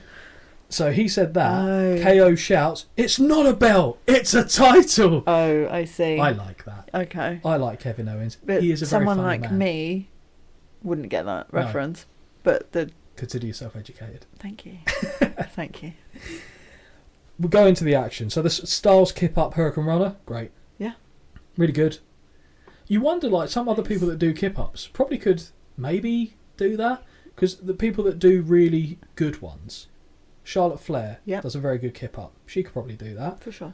But I don't know if someone like a Drew McIntyre, who does a very solid kip up. Oh, he does. Could he put? Because he doesn't use a Hurricane Runner. He doesn't, and I'm not saying he should. No, he shouldn't. I really. He's because too long. There's too much body. Too much body. Too much man. Right there. Yeah. Well, I don't think we haven't got a... We'll keep going. We'll dribble from the orifices on a Drew match when we actually get one. But funnily enough, the next thing I've read on my paper is the word crotch, but it does. Brilliant. So KO crotching Styles on the ring post after AJ jumps into the barricade. Nice. Yeah. Works. Yeah. KO back senton. Very good, but not as good as Bray Wyatt's. No, it's not. And I thought going into it, I'd think they were of a par. And his aren't bad at all. They're good. I think because we're watching matches not in, obviously... sequential order. Thank you. It's drawing attention to those sorts of things. Like comparisons can be made when maybe we wouldn't have necessarily made them before. But when he does the cannonball in the corner, no one does that better than him. No, I knew you'd say that. I know you like a cannonball because it looks great. It does look good, and for him really as well. It's one of those moves that you don't think you wouldn't look at someone at his stature. No, because to me it's like Bubba Ray doing it. Yeah, and just Bubba Ray. You wouldn't think of someone doing that, would you? Absolutely not. Absolutely not. Gross moment of the night. Owens dribbles in AJ's hair when screaming at the ref. Yes, absolutely fucking horrendous. Too much spit. I literally just went, which is a sentence I didn't expect either one of us to say ever in a podcast, but it was just not nice to see. It was worse. Right. It was more offensive than when Heyman spat on the microphone Yes, at One Night yes, Stand. it was actually. It made it. Yeah, it didn't sit well. Yeah. And I just felt like, I'd be so sad if that was me and I did that. Ugh. Is there anything more embarrassing? Well, there are. Yeah, But when for you're sure. talking to people in public, you go ha ha, and then you And just catch. spit all over them. Yeah, Yeah. unless requested. I mean, there's Well, circumstances. some people like that. I don't know. Yeah, I know. But, I each don't. their own. Let's clarify. But I never said you did. just They putting can't it out. see. I'm just putting it out They there. can't see the sarcastic faces I'm pulling in your Okay. direction. They don't know that. So, yeah. Styles hits that. Now, I would love for you to attempt to say what this move is. So, okay. he's got them in a fireman's carry. Oh, the fireman's carry neck breaker thing. Yeah, that's fine, actually. I don't hate how you've turned Oh, that. okay. Ushigoroshi, I'm pretty sure is Yeah, what there they ain't call no it. way. I would have loved for you to... I didn't even know how to write that down No, myself. It looks I- like I'm ordering sushi. I called it a fireman's carry neck breaker. Fine. I don't Absolutely like fine. it. You don't like it because of the neck stay impact. away from the neck, people. Stay away from the neck. Is this the opportunity? I Because you've can. mentioned it in Yeah. a few shows now. We can. So explain where your trepidation around neck-based manoeuvres come from, if you'd be so kind. Oh, I'd love to. So my past comes from dancing and cheerleading. And one year we were at our national competitions. We call them a spotter. So Is that a catcher? well, you're kind of at the front. So we had two 6-foot guys holding one of the girls up in the air. Their arms are like straight up. So if you put your arms straight up above your head, where your hands are Platforms. is where the feet would go. So I'm stood in front of these guys, just stabilising them, as you will. And I look up and I see the girl look at me, which they're not meant to do. They're meant, eyes are straight forward. Is that a balance thing? Yeah, Okay. yeah. And I just saw her lose balance. Now, you have it drilled into you, being a cheerleader, to never let your flyer hit the ground. Ever.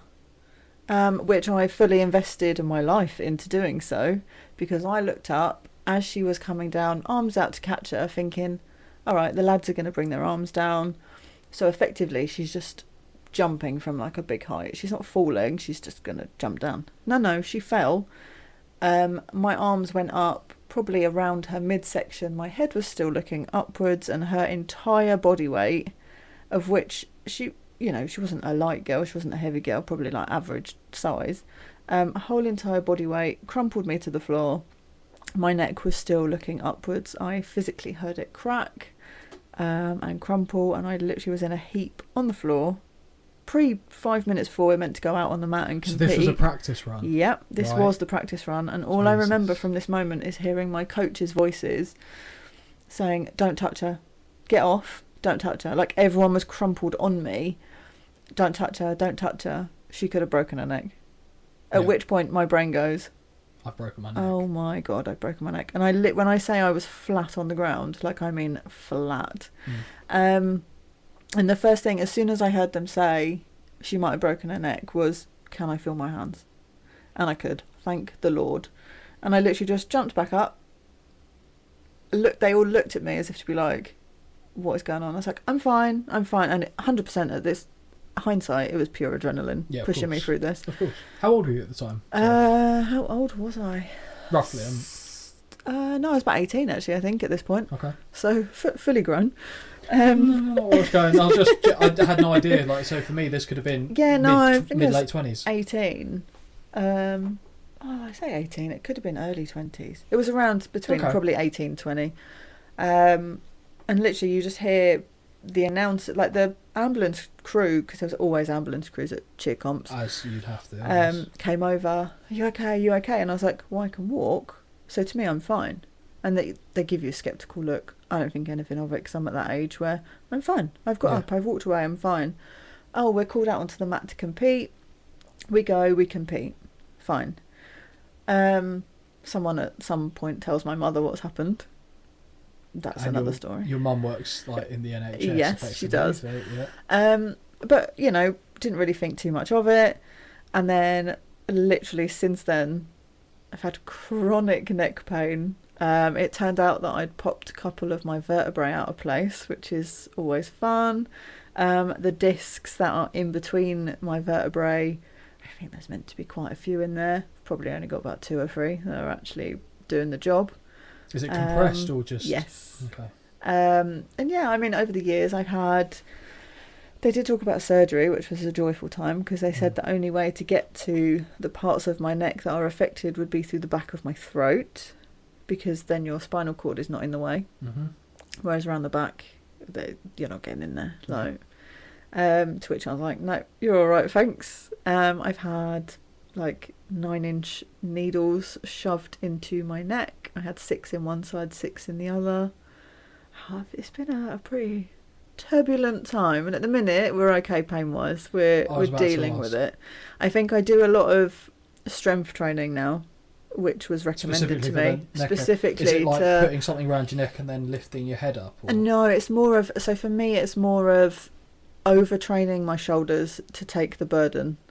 Okay, so of my neck. Yeah, but it sounds silly, but going out shopping, I can do that for probably an hour and a half maximum, because I cannot carry anything.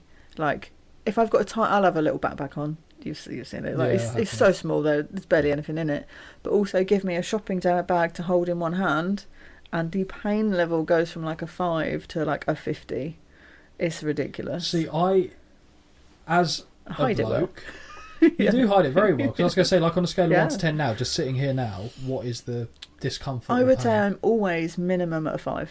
Really? There's never a time when I'm not in pain. Wow. But you learn to live with it and not enough. medicate it, because that's what they said the options were. And I was like, not at this age. I'm not going to medicate myself for the next 70 years of my life. I just learn to live with it. And I know you do chiropractic sessions well, don't you? So I love my osteopath. Yeah, I've heard good things.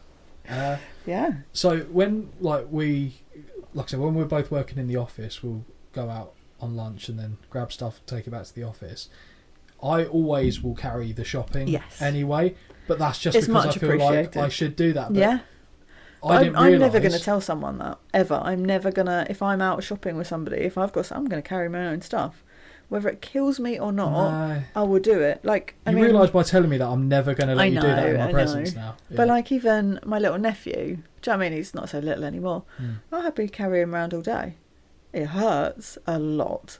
But I'm going to do it because it brings me more than it gives out. Do you know what I mean? And that's super sad. I don't know why that's... But yeah, that's the little background. That's why neck stuff really stresses me out, because I know what follows it. And okay, their situations are different. They've got they jump straight for the surgery as well, don't they? Yeah, and they've got the medical teams behind them and all that jazz. And I'm not wrestling. You know, it was just a fluke accident, but it does cause daily issues. Okay, so basing on working out the age of how old you were for it, when I first met you, had it happened? First met me? Yeah. My God, when was that? 2007. So hang on, quick maths. So you'd have been about 18. It would have been the summer, so your birthday's May. So you'd have just been 18. I honestly don't remember, I'll be totally honest. I'm trying to... Okay. It sounds so silly, but I'm trying to work it out as to, was I single? Or did I have a boyfriend at the time? Purely because I know that you knew who that was. So if I was with them at the time, I'd have known it was then. I won't name anyone. No, let's not. But the first of the two that I know fairly well... Yes. I don't know if you... I think you might have just been with them. So no, it happened by then. Wow. Yes, it had happened by then. Never would have known. No. It's not something I tell to people. Obviously, most people that have known me from that era know already. And other people, it's not really something that comes up in conversation, I'll be honest. Well, I'll be honest, I learned a lot from that as well, because I knew that you'd had that injury and how roughly it had happened, but I didn't know the ins and outs of it. It's not as bad as it was. Like, I used to get really bad pins and needles down my left side, like, all the time. Like, there would be times, like, I would literally sit and be like, can't feel my hand at all, couldn't lift my shoulder, like, my arm above a certain level. So it's much better than it was just literally just relying on a lot of weight training, so it's a bonus. I'm taking There's the benefits there, people. Hence why necks concern me. So now we've elaborated as to and you can wake up from the slumber I've bored you all into. No, I think that's genuinely fascinating. Like, that was, like I said, I went dead silent, so that tells me that it was interesting. Okay, it was still bloody hell in the middle of the AJ Yeah, I Styles know. Kevin. That's how good it was. I happily segued away from the match. So we talked about Owens dribbling in AJ's hair, Styles hitting the Ushigoroshi, which is what led us on to the next stuff. I said Yes. Owens carries himself very gracefully. So when he's like thrown, there's a natural composition, as you put it before, for someone else. Yeah. That he looks lighter than he must be. Yes. He defies. He does carry himself very well. When you see him do the senton bomb, Mm-hmm. I think it looks every bit as good as Jeff Hardy's. For when you factor everything in, the size of the man, would I want him to do it off the top of a cage like Hardy? No, I mean, I don't want Hardy to do that. But when he hits it, Okay, it looks good. I take your opinion. It looks good. Yeah, I know. I don't agree, but I take No, your that's opinion. fine. That's fine. I Let will, us know I will who fight was to right. the death for Jeff I'm Hardy. not trying to belittle Hardy. I was No, giving it's fine. KO a You compliment. do you. It's fine. It's like I've kicked your puppy. Yeah, I know. Or something. You've already kicked Corbin. And now I'll you're kick him taking again. swipes at And he would Hardy. Leave him brutalise alone. me. But Leave him alone. right. I get what you're saying. I do get what you're saying. So I just don't AJ, agree. fine. I think you've made that perfectly clear. So AJ hits the springboard 450. Yeah. Nice. Because I Always. mentioned no. Oh. No, I said we mentioned it at No Mercy. Yeah. When he hits it well, it looks beautiful. But now Yeah. he's getting on a bit. It's hitting less consistently. Yeah. And we go from that. So because he lands on KO's knees again, much like the moonsault. yes. I don't know how you prepare. How for do you that. prep for that? Yeah. Holly's second least favourite, as AJ Sunset flips from the top Fucking rope and sunset hits Owens with a flips. torture rack bomb. Honestly, just fucking stop.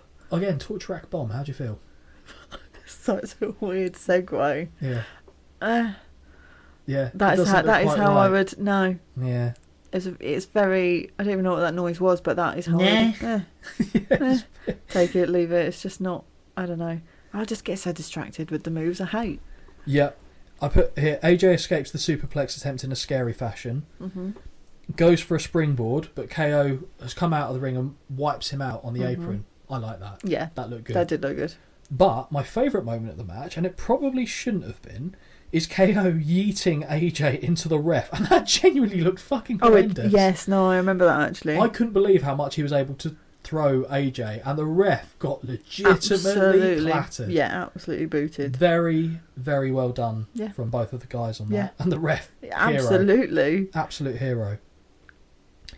We're getting towards the tail end of the match. The calf crusher. Ugh, snore. I thought you'd have opinions on this, which is... Snore me now. Okay. It just, to me, it's another submission that looks very meh to me. Okay. I think on certain people, it looks fine, but you can't Maybe. be a chunky boy No. and have your leg put in that, because AJ needs It's to not. get his leg round Yeah. yours and secure it. Because I think as a move, Yeah. If I If saw you it think probably about- on someone else, would I have gone, oh, that looks all right? but I reckon if it was applied to, I'm not going to apply a calf crusher on you, but I imagine that would actually hurt. Yeah, Like okay. if that's like your soft muscle being pulled into a hard bone of the Yeah. shin. I don't Probably think that's would. I just, watching in this scenario, I don't feel like it did anything. Well, it's changed into the crossface. I said that was pretty slick Mhm. by KO. And then AJ transitions to a crossface of his own, Mm. but Owens turns it into a pin while still in the hold. Into the worst ending ever. Yeah. Pointless. Dazed ref counts 3, and we have a new champ. Yes, and it was stupid and pointless. This match ending annoyed me even more From the Corbin than the ending. dick kick Yep, from thought it earlier might. in the night. It- So It didn't. I don't know. Like, again, if this is what's happening, play it up.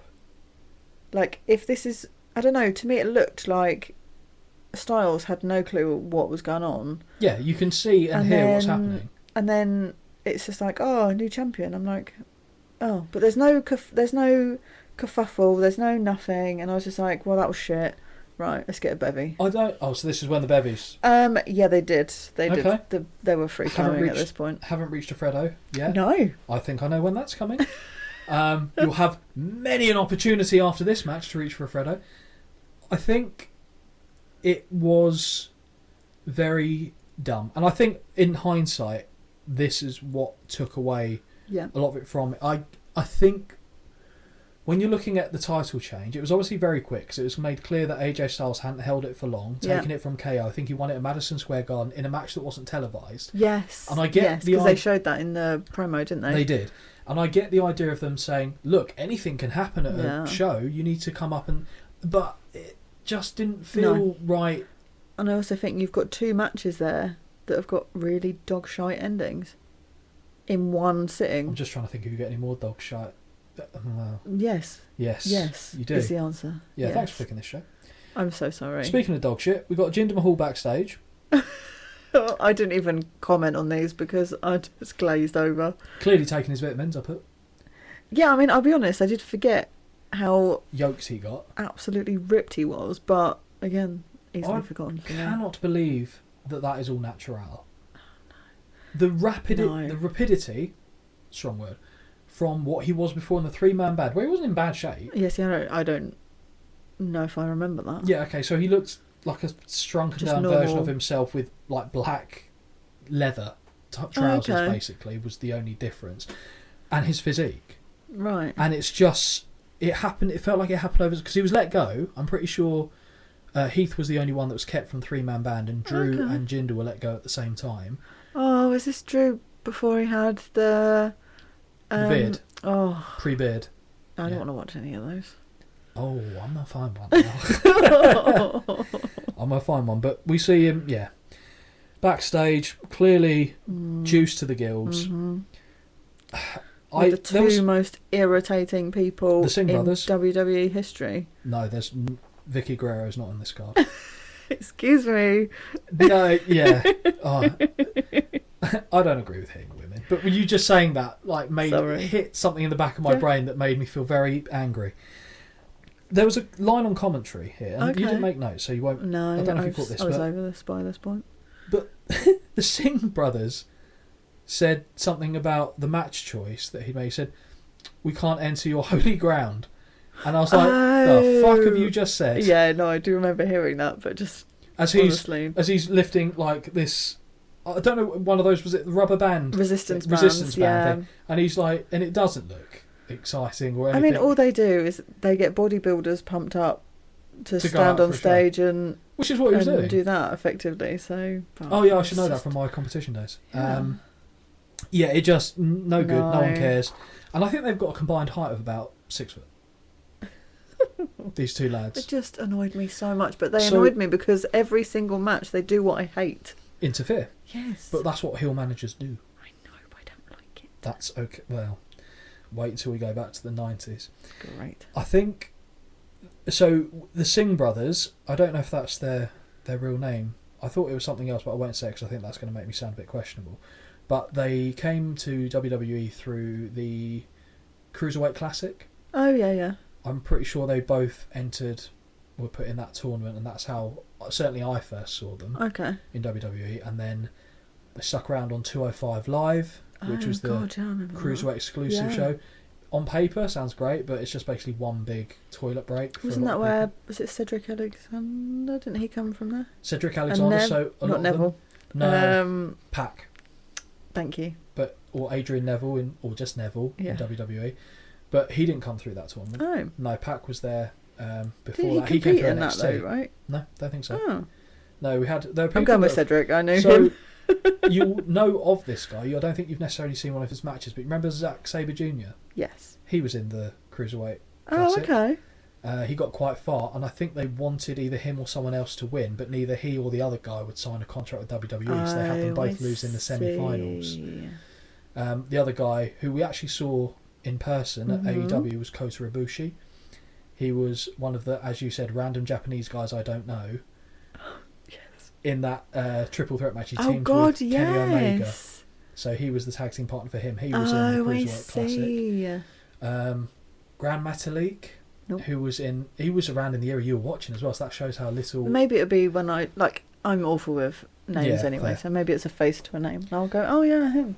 But yeah, so that's how the Singh brothers arrived on the scene. Then they went from 205 Live, ended up involved with Jinder Mahal, because let's put all the minorities into the same group as WWE likes to do. Stupid.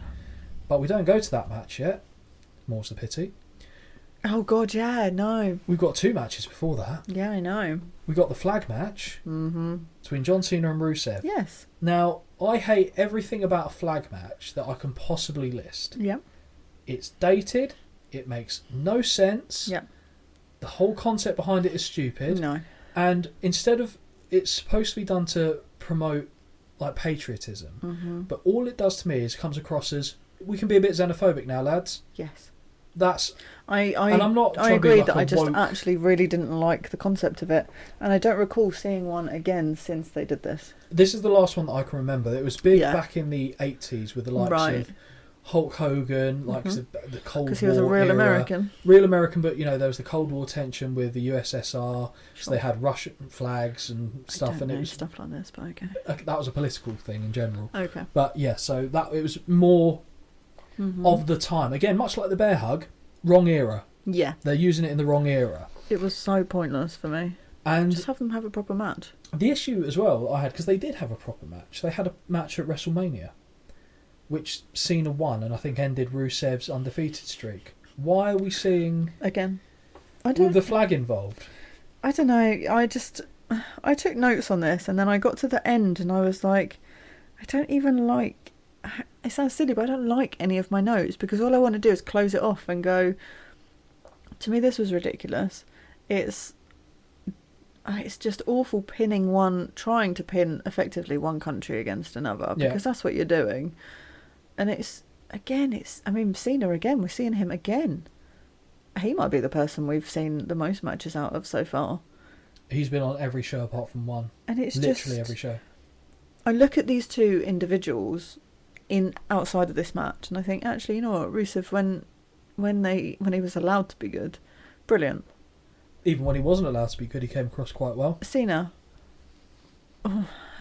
yeah, don't hate him. I think he's good, but I just don't think I don't know how to explain it, but a lot of the matches he was given I don't like. But just this concept of the two of them together, it didn't hit well with me whatsoever. I don't think they mesh particularly well. They're, No. as you like a contrast of styles to a point, Yes. they're very much both power guys. Yep, for sure. Which is not... Sometimes usually can doesn't work. lead itself to an exciting match. Fine. But before we even get into the physicality, which is a Vince McMahon word, Rusev doesn't matter either, as we see the rest of the international commentary team. Portuguese, Russian, Japanese, Mandarin, Hindi, French. Please don't introduce the German announcer to me again because I've already seen them multiple times and I know their voices off by heart. Brilliant. So which one's Tim and which one's the other gentleman who I've forgotten the name of already? I remember the surname's Nee. I did think that. I thought as soon as it came up, I thought, Yeah. oh, here we go. And straight away halfway I'm like, halfway okay, I through don't a pay-per-view. It wasn't even that. We're in like almost the dying embers, it feels like. Yeah, There's a long pause again before Cena appears, which I don't know if this is just the thing they were doing for a lot of more of his career than I remember. But even when he's coming out representing, again, much like the New Day's gear earlier in the night, all things Americana, still booze. Yeah, still, I did say again, same as I said last time we watched a Cena match. Are we ever going to watch one where he's actually There's definitely some. openly cheered? Definitely some. We just don't pick him. There's definitely one at WrestleMania that we'll see at some point that he gets cheered in. And this was the era where we started to get the John Cena sucks. Yes, I did hear that, yes. Which at first I thought, that's quite clever. And now it's I've just heard like it too boring. much now. It's dull. Yeah, after the first couple of times of hearing that, you're like, yeah, let's find something else, lads. But no, this is very much ripe at the time. I put Cena looking like a paragon of patriotism. Oh, of course. Just, course. talking to the cameraman because he's everyone's buddy. Oh, God. I'm everyone's friend. Hey, guy, how you doing? Oh, give me a break. Give me a break.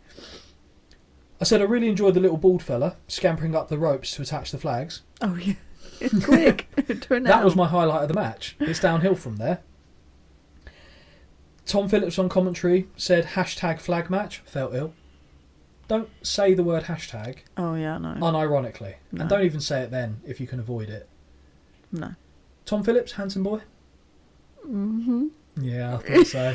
I thought so. I thought he was right up the Holly Yeah, Avenue. pretty much. Rusev immediately looks to get the flag. Smart move, why not? Don't have to even hit the guy. If I can get the flag and go and plant it quicker than you can. I'll be really honest, shit match. a But part of me did think, oh yeah, hope he gets it. please, and then run, because I'm sorry, if I'm in this match, that's what I'm doing. Yeah. Top rope bulldog from the top rope, ironically. Don't know why I felt the need to write that down twice. Who would have thunk it, eh? Top rope from the top rope. Yeah, top rope from the top rope. Then Cena looks to retrieve flag, but gets electric chaired, which is where he sat on the guy's shoulders. Oh, Rusev yes, falls that's back. what that is. Electric chaired. Why? Don't know. Pointless. Cena stopping Rusev with these weird hugs look awful. Like, because you're a strong dude. Yeah. And he's like going, I've got your leg, buddy. You can't. And it just doesn't strike me It's as... just Cena again. It sounds awful because every match we've watched of his, I'm literally here like bagging on it. Like, it's shit, it's awful, he's an overseller. Give me the master of thugonomics. Master again. I'm sorry, he is the master. Give him his PhD that he didn't earn. Give it to him. Like, I'm bored of watching him. Do you know what? I'm bored of watching him when he's wearing orthopedic trainers. I want to see him pump up his trainers. That's the era for me. I'm over John Cena by this point. I think everyone was. I think that's the point. Apart from the kids. Awful. And it's a shame because I really liked I'm going to call it in this as well now, the Master of Thugonomics. Yeah. It was a really fun time because he's quick enough with his words that it comes across well. For sure. And you could still... I guess you couldn't really do it too much in a PG era because it would come across as too hokey and like a cereal mascot. It'd be like promoting Bootios with New Day before long. I get it. I just want to watch a match of his where I'm not annoyed by something he does. Well, speaking of flying shoulder tackles, which I know... I fucking hate them. Into the 5-knuckle shuffle. What's he pumping up? Yeah. Yes. Thank you. He's checking the shoe size and the labels. He's not pumping them up. Yeah, you're welcome. No worries. I put Cena goes for a top rope guillotine leg drop, but it's basically a repeat of what we saw with the CM Punk match. 100%. Rusev catches him a little bit better because he's a bigger dude. Yep. But if he was the same size as Punk, it would have been just as bad. Yeah. Stop it. Yeah. Stop it. Because you basically have to make that believable, because Cena's a big dude. He's like, 270 pounds. He's not a light guy. No. If he's flying at you, unless you're literally, as him, putting yourself looking like you're being powerbombed, which would look dumb, you have to be big enough to meet force with force and actually catch you in midair and drop you forward. And there are very few people that can do that. Yeah. Otherwise, it would just look dumb. Which it wasn't as bad here, but it wasn't as good. No. So... I started here with just dumb, but I think I've skipped ahead a little bit. So Rusev grabs the Bulgarian flag, takes too long, and Cena cuts him off. Attitude adjustment follows. We're tiptoeing on Freddo territory here at this point. Wow.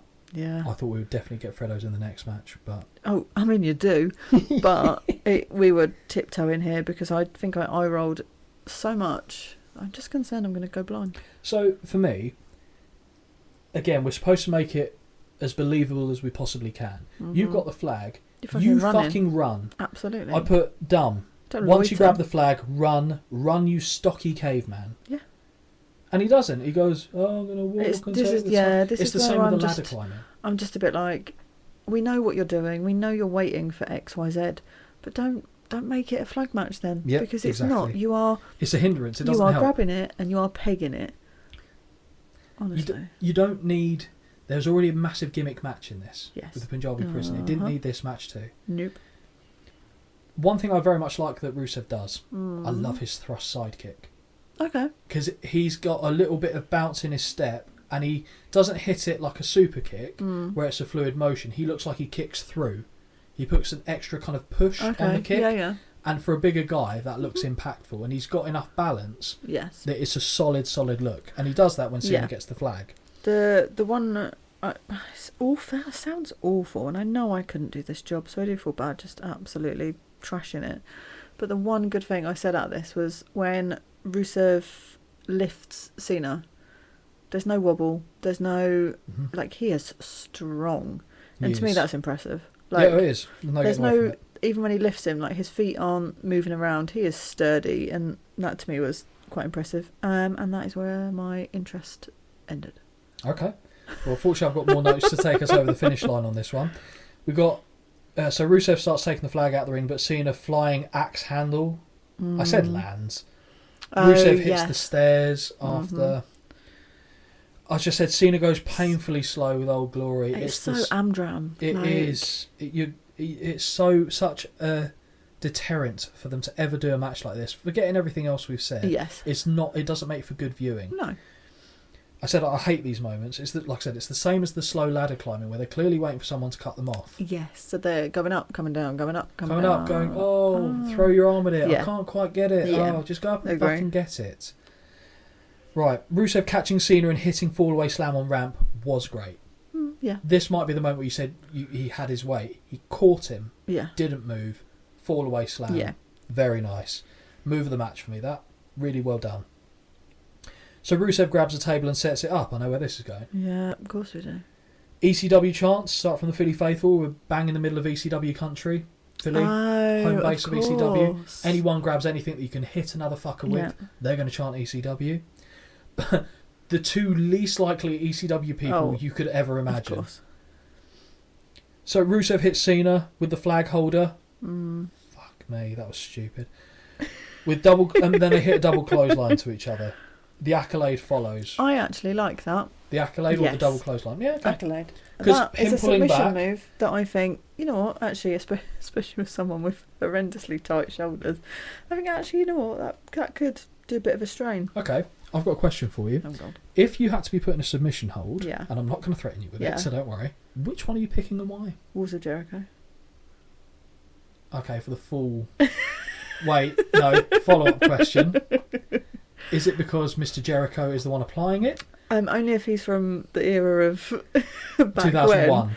Yeah, but actually, no, I don't know. I feel like it looks impressive, but actually, sorry, I don't know. I mean, obviously, it doesn't look like, to me, it doesn't look like it would actually hurt that much. But it looks apart from the figure eight, to me, it looks the most impressive. The figure eight doesn't look impressive to me. I see. To me, it does because of the back bend. But the back bend is just, it's Oh, flexing. it does nothing more on the submission. Which, it to me, just is looks stupid. impressive. I don't want to see things Okay, well, that what are you going at? Crossface? If I had to be put in a... see, I would say crossface, but there's a reason why I'm avoiding not saying it at this moment It in doesn't time. matter. Who... No, I'm thinking of like ones that actually hurt. I tell you what I think would really hurt is the Rings of Saturn. And it's I think it's throwing it back. bit like... It's not too dissimilar to the Gargano stretch. So Yeah. imagine I've got both hands pulled behind me like that. The guy is wedged between my body and my arms, and he's pulling my neck back and away with all his... That's going to hurt, because not only are you stretching your back the wrong way, you're pulling your neck against it as well. So to me, I think the figure four itself looks like a painful move because of how you're doing it. But I don't... The figure eight version I get because it differentiates it from Charlotte. Yeah. From her dad, I'm not picking these because they... I don't want to be in them because they hurt the most. I'm going to be in them because to me they look the best. Code of silence. Okay. I think it's a solid move. I think it would hurt. Yeah, sure. Yeah. Okay. It might smell weird. But I think it would be... It'd be an interesting one to experience, I think. Okay. Right, let's move on. Let's move on. Jesus Okay. Christ. More exciting than this match, too. So, Rusev set up the table, the accolades in. Yep. Second accolades gets countered. And now this is where I have a massive... This is, for me, the worst part of the match by some distance. Because we see earlier in the match, Rusev struggles out of the attitude adjustment by elbowing free. Yeah. So we know that that's the thing. Yeah. Moments later, he's pulled out of... So he was fully doing the accolade. Yeah. He hasn't been damaged. Cena stands up, moves him onto his shoulders. Rusev doesn't move a fucking muscle. Yeah, I know. No. He's just like, oh no, what do I do? Yeah. Do what you did last time, I know. you fucking ape. It is so stupid. Silverback. So stupid. What's he doing? Oh, really, really frustrated me. Really frustrated No, me. I can't tell.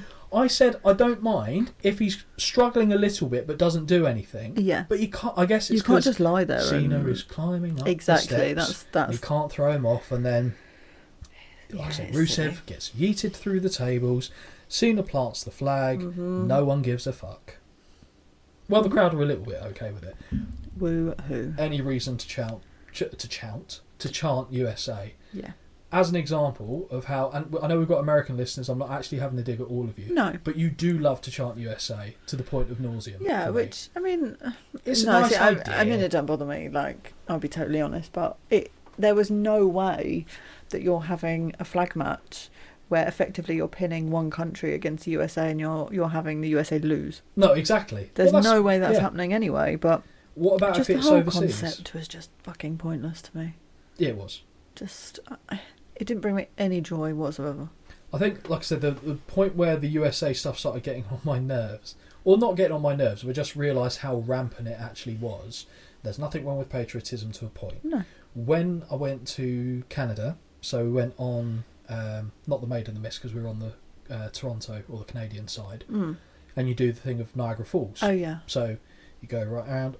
There's obviously the equivalent on the US side. So if briefly as you go around, you're in US territory. Oh, okay. As we were going round, there was obviously some sort of school tour from the American side, and the kids, in unison, looked across at our boat and started chanting USA. Right. Why? I mean, it's just different. To play devil's advocate, we wouldn't know because we're not. No, it just struck me as really odd. Like in the UK, we don't really have that. I'm not But there's chanting no need. England at Welsh people. No, but I mean... it's not really like that. But we get the tribalism from football and sports, and we do get that. That is a very good point, actually. I think football is probably the only time you'll see that. Whereas America, it doesn't matter. From what I've seen, and I'm not meaning to be as derogatory as it sounds, I just found, like, specifically in that environment, like, why? Yeah. There's no need for it. Like, we know, yes, we know. Yeah. So I started doing the Canadian national anthem, all the bits of it I knew. Ironically, just surrounded by Asian tourists. I think I was the closest to being Canadian on that boat at the time. I joined in a family picture. Oh. There was, like I said, honestly, there must have been about 25, and I say family picture, I don't know if it was a family, but there was a group of about 25, 30 Asian guys and girls on the top floor of the boat, and they were taking a picture, and I realised I was very close to it. So I just got involved. So I just leant in, had my arm, I didn't have, like, was actually holding anyone, but I did have my arm making it look like that, and they just took the picture anyway. Oh, so, that's nice. Yeah, Em walked off. And her walking off in Toronto got me in trouble on another occasion, which did. I'll find a way to shoehorn that into a different show, but not now. Okay. So we move on to a bit where I can imagine if you had more hands, you'd have had more Prosecco's and Freddos on the go. I for this. had a Prosecco in one hand and a Freddo in the other. Lovely. Or a Prosecco, as we called it. Prosecco, I did. In the other ones, Prosecco. Prosecco. So the Fashion Police backstage skit. Oh, My missus loves the Fashion Police. Oh, I'm not freaking knocking them. I thought it was bloody brilliant. I don't need horrendous acting to think they're great. It works for them. The goofiness works for them. Yeah, it does work for them, but it didn't work for... Ascension. Thank you. I couldn't for the life of me remember who they were. So we see a big boss man picture on the desk. Yes. Nostalgia for me. Yeah. One of my favourite themes from the 90s, which I cannot wait to get back involved in.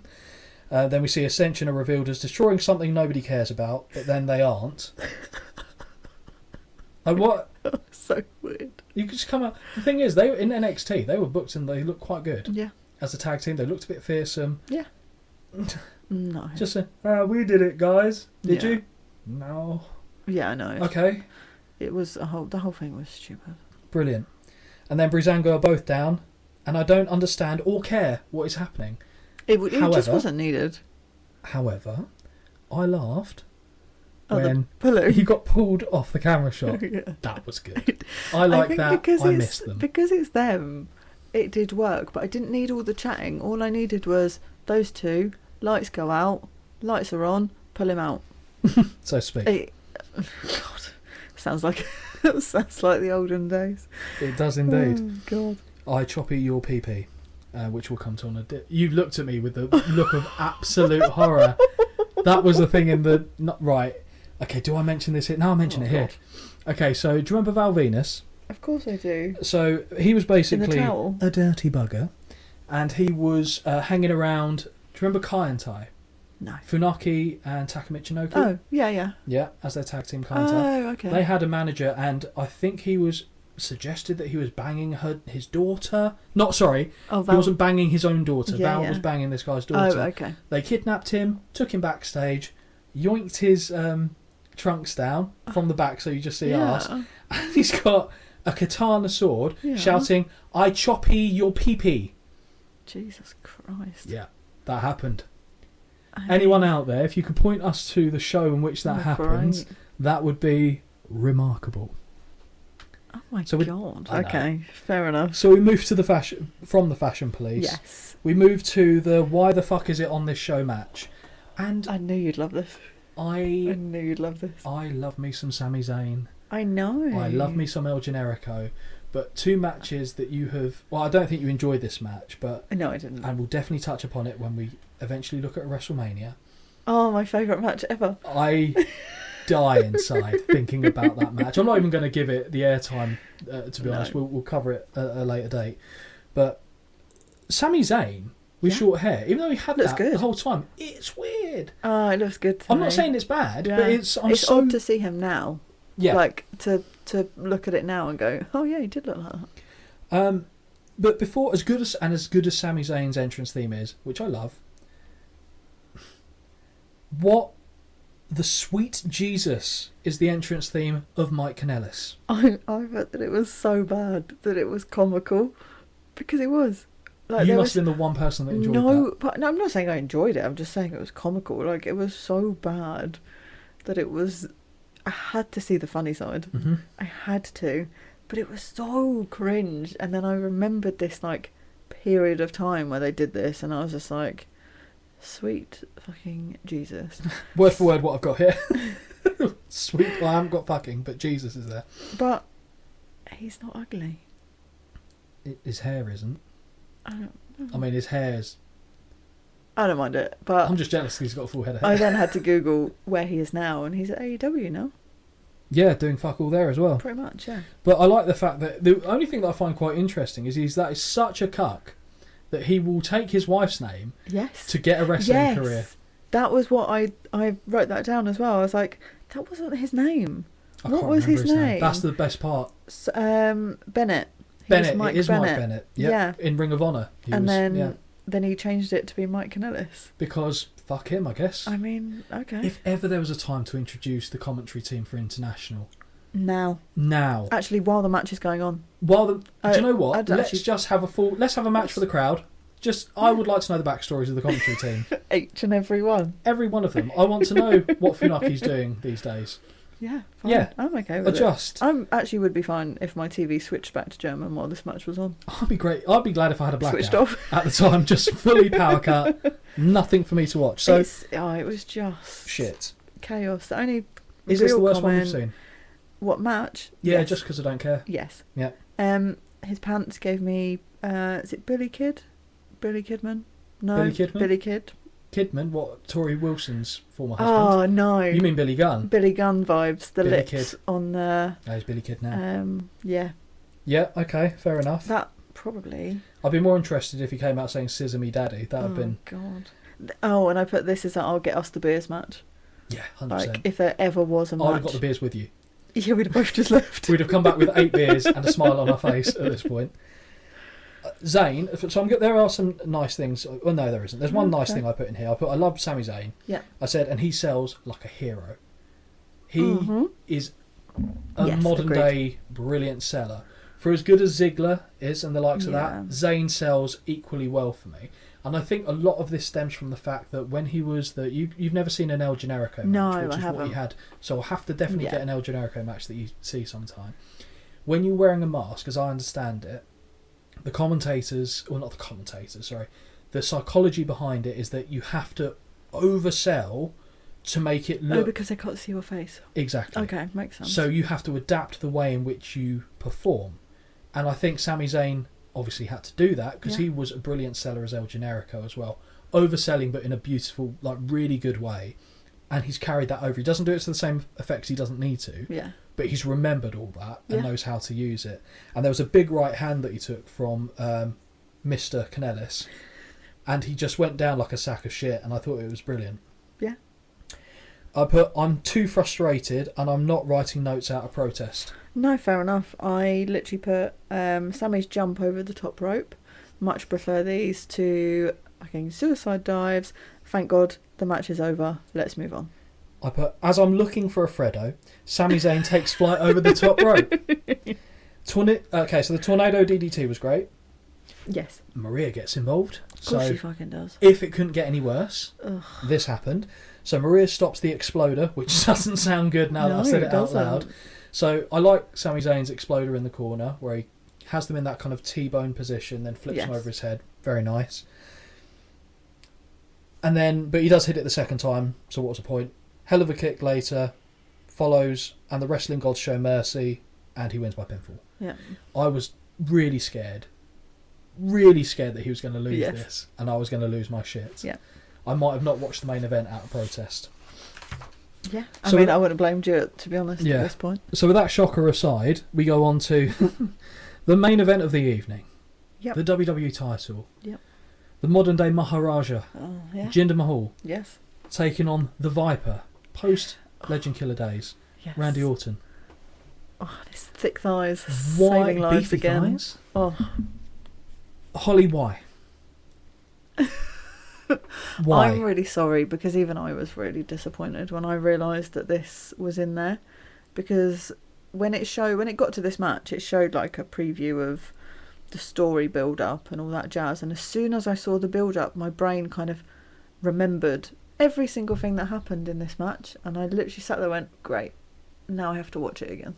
I didn't remember the ins and outs. I remembered a few key bits. Oh, I remembered literally all of it, and it sucked balls trying to watch it again. There you go, Jamie. That's a clip for you right so there. Sorry. So, the lowering of the Punjabi prison to ominous Hindi music, I put. Because like when it's like the Hell in the Cell or the Elimination, it's the dum dum dum dum dum dum. Well, I'm not going to do an impression here, but they added a little twist to make it sound fun and dangerous. I said the promo package reminded me of how crap Jinder's finisher is. Okay. The Colossus. Yeah. I defy you to find a worse finisher than that. And I would even put the Cobra in there as a better finisher. Okay. We'll get to it in the match, but it's so crap in every conceivable. You picked him up and dropped him. Yeah. How is that finishing anything except for my interest in your career? That's exactly what it does. And we fall foul of that. I said that age-old tradition of me saying, "Stop having the champ come out first." Oh yes, Don't care how crap the champ is. I don't know why I didn't notice that. Yeah, but it's happened. I think on every single one we've watched. But you actually technically said a lie earlier on when they were talking about the additional international commentary teams, because they left one of them out. And I put, oh shit, fuck the champ, let's go to the Hindi commentary team. I said them, they were in there. Yeah, but at the wrong point. They did it here, as Jinder's coming out. Oh. That is so bad. So bad. I get it. Well, he's not Indian, he's got Indian heritage, but he's Canadian. Right, okay. At the end of the day, and you don't do that to a champ, let alone someone who isn't. Yeah, it's very ridiculous. Just also, bad. If we haven't introduced them by this point, who gives a fuck? It's the end of the show. People have gone to bed. Honestly.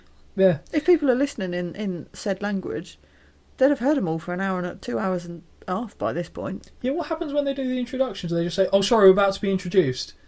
That's an interesting I've never... point. Oh, I'm going to listen to the German commentary going forward, I think. Okay. I said I'm interested to see how the camera work is done, as it looks like the crowd can't see shit. Literally exactly what I said. It's a great spectacle in the air, but let's see how much of it you can actually see from the outside. Because I'll be honest, if I'm paying the money to go and see You're upset, aren't this, I tell you what, Hell in a Cell, whatever, fine, I can see. That's only one, and it's That's thin. it. But you're putting 2 reams around this, and it's thick. Because the gaps are big, but because they're done in 2 layers, like you said, there's too much overlap. And I'd be annoyed if I paid to see this. I would have gone to the show, but I would have been definitely annoyed from that, because they even did a shot from the crowd, and I was like, you can't really see what's going on here at all. It was good that they had a cameraman inside the first ring. Yes, but then they do that now with they do. Yeah, the other matches, because you can't see anything. On commentary, the crowd are in awe of the sight of the Punjabi prison. No, they don't care, homie. They do not care. They do not care. No one cares. I don't think you care. Also, you've built this match down. You've brought it down so much by having the worst match potentially in history before it. What can you possibly do to peak this back up? Well, they lower the bar so much. It doesn't. it only peaks up to a mid again. Like We don't get the full W. No. Okay. There's no W. Well, no one comes out winning on this one. I'll give you that. So the first of the 4 doors. So I noticed as well. They really felt like they were explaining, damn near mansplaining the rules For sure. of the match. And if you're having to do it to that extent, it's probably because it's not good. Yeah. Agreed. And immediately we see the first of the 4 doors open. Mm-hmm. They have a little scramble. Obviously, they're not going to get out of it. I mean, there were so many occasions where someone could have just walked through and they just elected not to. Mm-hmm. And I put crowd are dead silent until the opportunity to flex their counting ability arrives. Yes. Like it's a Royal Rumble, and they just see 10 appear on the screen. Yes. Like 10, 9. It's like people are just happy to have something to join in with and Yep. entertain them. Yep. And then I just said the match feels like it's going to be a crap punch kick affair. Yeah. With neither of them doing anything. Yeah. And it, like I said, it doesn't help for me that I've made my thoughts clear. Yes, I did. To be fair, when I knew it was an Orton match as well, I did think, oh no, we've already talked about how these are a bit lacklustre for you, and it's More just often than not. unfortunate Yeah. that this was another one. Which I Like didn't know. I really enjoyed the match with him and Angle that we yeah, covered that was already. really good. This was worse than the No, Bray this Wyatt was match. awful. The Bray Wyatt match was okay, but nothing This great. was awful. This was really, really, really tough to watch. So we're about 10 minutes in, and I'm bored. Yep. Very, very bored. The second door opens, and Orton hits a rare fall-away slam. I don't think I've ever seen him No. hit that move. Or as Scott Hall would call it, the SOS, the sack of shit. Oh, okay. My my wife popped up at this moment and said, I bet Holly's happy. Just because she saw Randy Orton. She then followed it up with something, and I want to look at your face as I say God, this. okay. He isn't good looking. Make his ears smaller and move them up his head, and he looks like Shrek. God. Is what she said, unprovoked. No. Because I went, no, he's a handsome lad. But as soon as she said Oh, that, she's so funny. in my head I had, somebody once told me the word. I think next time I see him in a match, Correct I'll face. have a look. I just can't get my She eyes said away it's from the his nose. thighs. I'll be She honest. said it's the nose. I just can't stop looking at his thighs. Some beefy hamstrings on the boy for sure. So I put Orton causes Jinder's bollocks to bounce off the top rope. That looked brutal. Mm-hmm. That was probably the best bit of Yeah. the match. Yeah. He fully crotched and Yes. bounced. Awful. No way to take that well. Even a cup doesn't help there.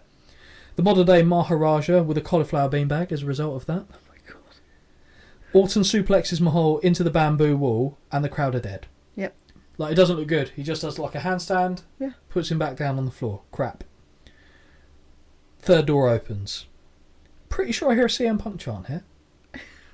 Okay. And I was just like, yeah, Why not? yeah, why not? This is you can't- Something. Yeah. Third door closes. Oh, so bored by this point. Randy Orton, middle rope DDT on Mahal. I like the move in general, but the pause I don't. Mm-hmm. Because if you've got any function in your brain, you don't go, oh, sorry, let me pause my feet here for you. You go, oh, I'm going to put my feet down, or I'm going to pull, I'm going Yes. to push. Yes. You know, oh, it's much like It when is- Bruce it Evans is being all carried the- by Cena. Yeah, it's all the things that we've seen before. Like, Cut the shit out. just do it. If you're being absolutely battered over the ropes and then pulled out, fine. Not just clean. Yeah, no. Logically, it doesn't make sense. It takes me out of it. Agreed. Fourth door opens. Orton counters the Class into a very sloppy RKO. But I didn't see the Class, so fair enough. Yeah. I'm happy. Well, no, I'm not happy. Happy was the wrong I'm word mediocre. there. I'm breathing. Singh brothers appear Oh, snore me now. and pull Mahal out of the open door, Of course and I it do. closes on Orton. Of course I do. Then there's no excuse for you not winning immediately here. No, But- this takes me back to that match we watched with the Hardys and Bubba Ray and all that jazz. And you think, okay, the point of that was there was two of them. You've both got to get out. This one, just fucking get out. Just get out. So, as much as I was about to shit on Jinder for not immediately winning there, Orton shows how stupid the entire match concept is Mm-hmm. by climbing up the thing, the first layer of the cage. Sorry, Oh, the well, thing and isn't jumping to the second striding layer. across. Yeah, absolutely. Just do that in the first place then. Yep. Don't go out the door. Yep. Just go over the top. And he just completely destroys the entire concept of the match in But that one move. Also, to me, it's a bold claim.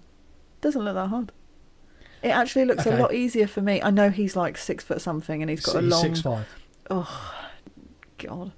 That's a tall drinker boy, isn't it? That's the dream. Yeah. But it just... Obviously, it looks easier to climb out of than a steel cage because it's just 'cause rungs of ladders. Yeah, And then I think even... I guess it's because he's so tall and probably that camera angle they gave it as well it didn't probably look like there was didn't any show the jeopardy. span of, Yeah. you know, how far he had to reach. Don't even look that hard. Because I looked at that and went, I'll probably do that. I thought, no, I'm not great with heights, actually. I think I'd get in my own head about Right. taking that first stride. As soon as you've done the stride, oh, okay. Yeah, fine. Yeah. But no, not for me.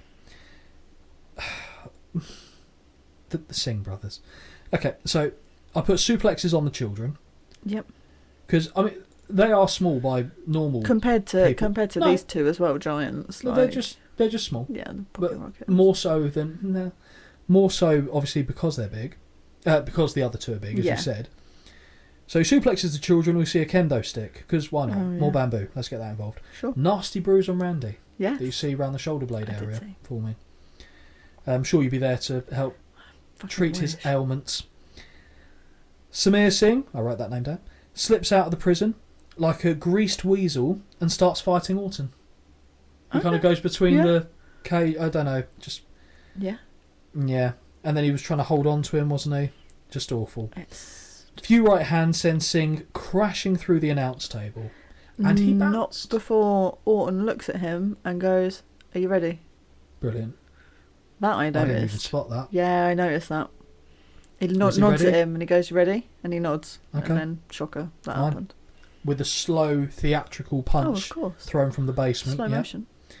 And he bounced as well because he's so light he doesn't go clean through the table. He kind of goes dum dum. At which point, if I'm Jinder, I'm climbing out. Yeah, 100%. While you're doing all of this, Yeah. I'm on the other side waving, being like, I already won this. And then DDT from the prison wall highlights why I dislike this move because Orton just grabbed him and then Jinder puts his own feet Yeah, true. on the bamboo. And I was like, no, that's ruined it. Yeah. Which is tough going in a match which is already so piss poor. And then we have the moment that I remember from the match. Great Khali, aka Herman Munster, his arse off to the... like, it was the way he lumbered his Easter Island fucking head down to the ringside area.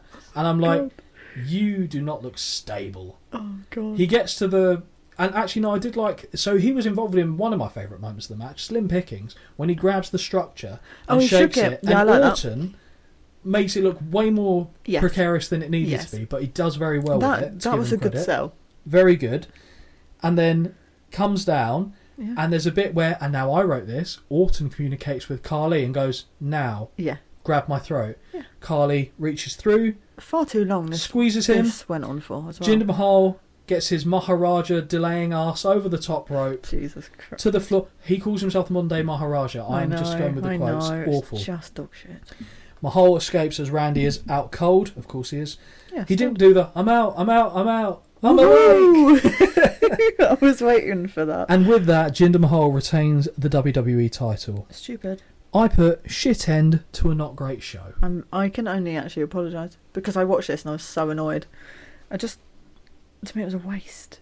It wasn't a waste. I know we have to watch these shows, and I picked it without knowing any backstory. I don't Had hold I it against had I read the little write up that the network gives it, no, wouldn't have picked it. But then that's you. It's not out the the way point. now. That's not the point. No, is we it? have to kind of cover everything. And in saying that, like I said, it's not. I wouldn't have gone for a show such as this so early on. No. I don't mind the fact that it was covered.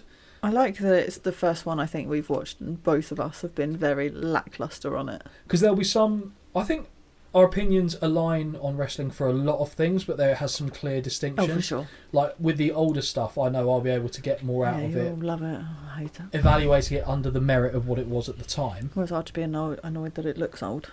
Okay. Yeah, alright. So, I won't even ask you what it is out of 10, because I don't think... Oh, you can ask. Well, what 1 was out it? of 10. 1 out of 10? 1. I'd have said 2. Okay. I think there's I worse mean, shows. Orton's thighs probably would push it up to a 2 alone, I'll be honest. And actually, to be Push fair, me the up to a first 2. match, it's annoying because that first match was alright. Everything else following it just dragged it down. Styles and KO was fine, but Yeah, wasn't it was as good as fine. it should have been. Everything else I was very No. disinterested by. It could have all just been on a Monday Night Raw for me. Yeah.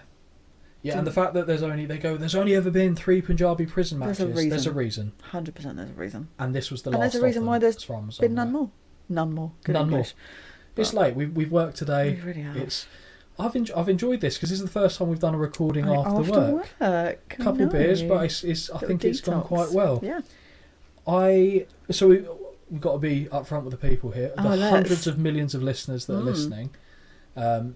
There will be a gap between this episode and future episodes because co-host Holly is jetting off to see oldest and bestest friend in the States. Yeah, DC. You're going to be out there for Survivor Series, so I promise I will try and leave you alone, but I might message you about Survivor Series. If I can watch it, I'm gonna. Yeah, I probably will be able to be fair. So.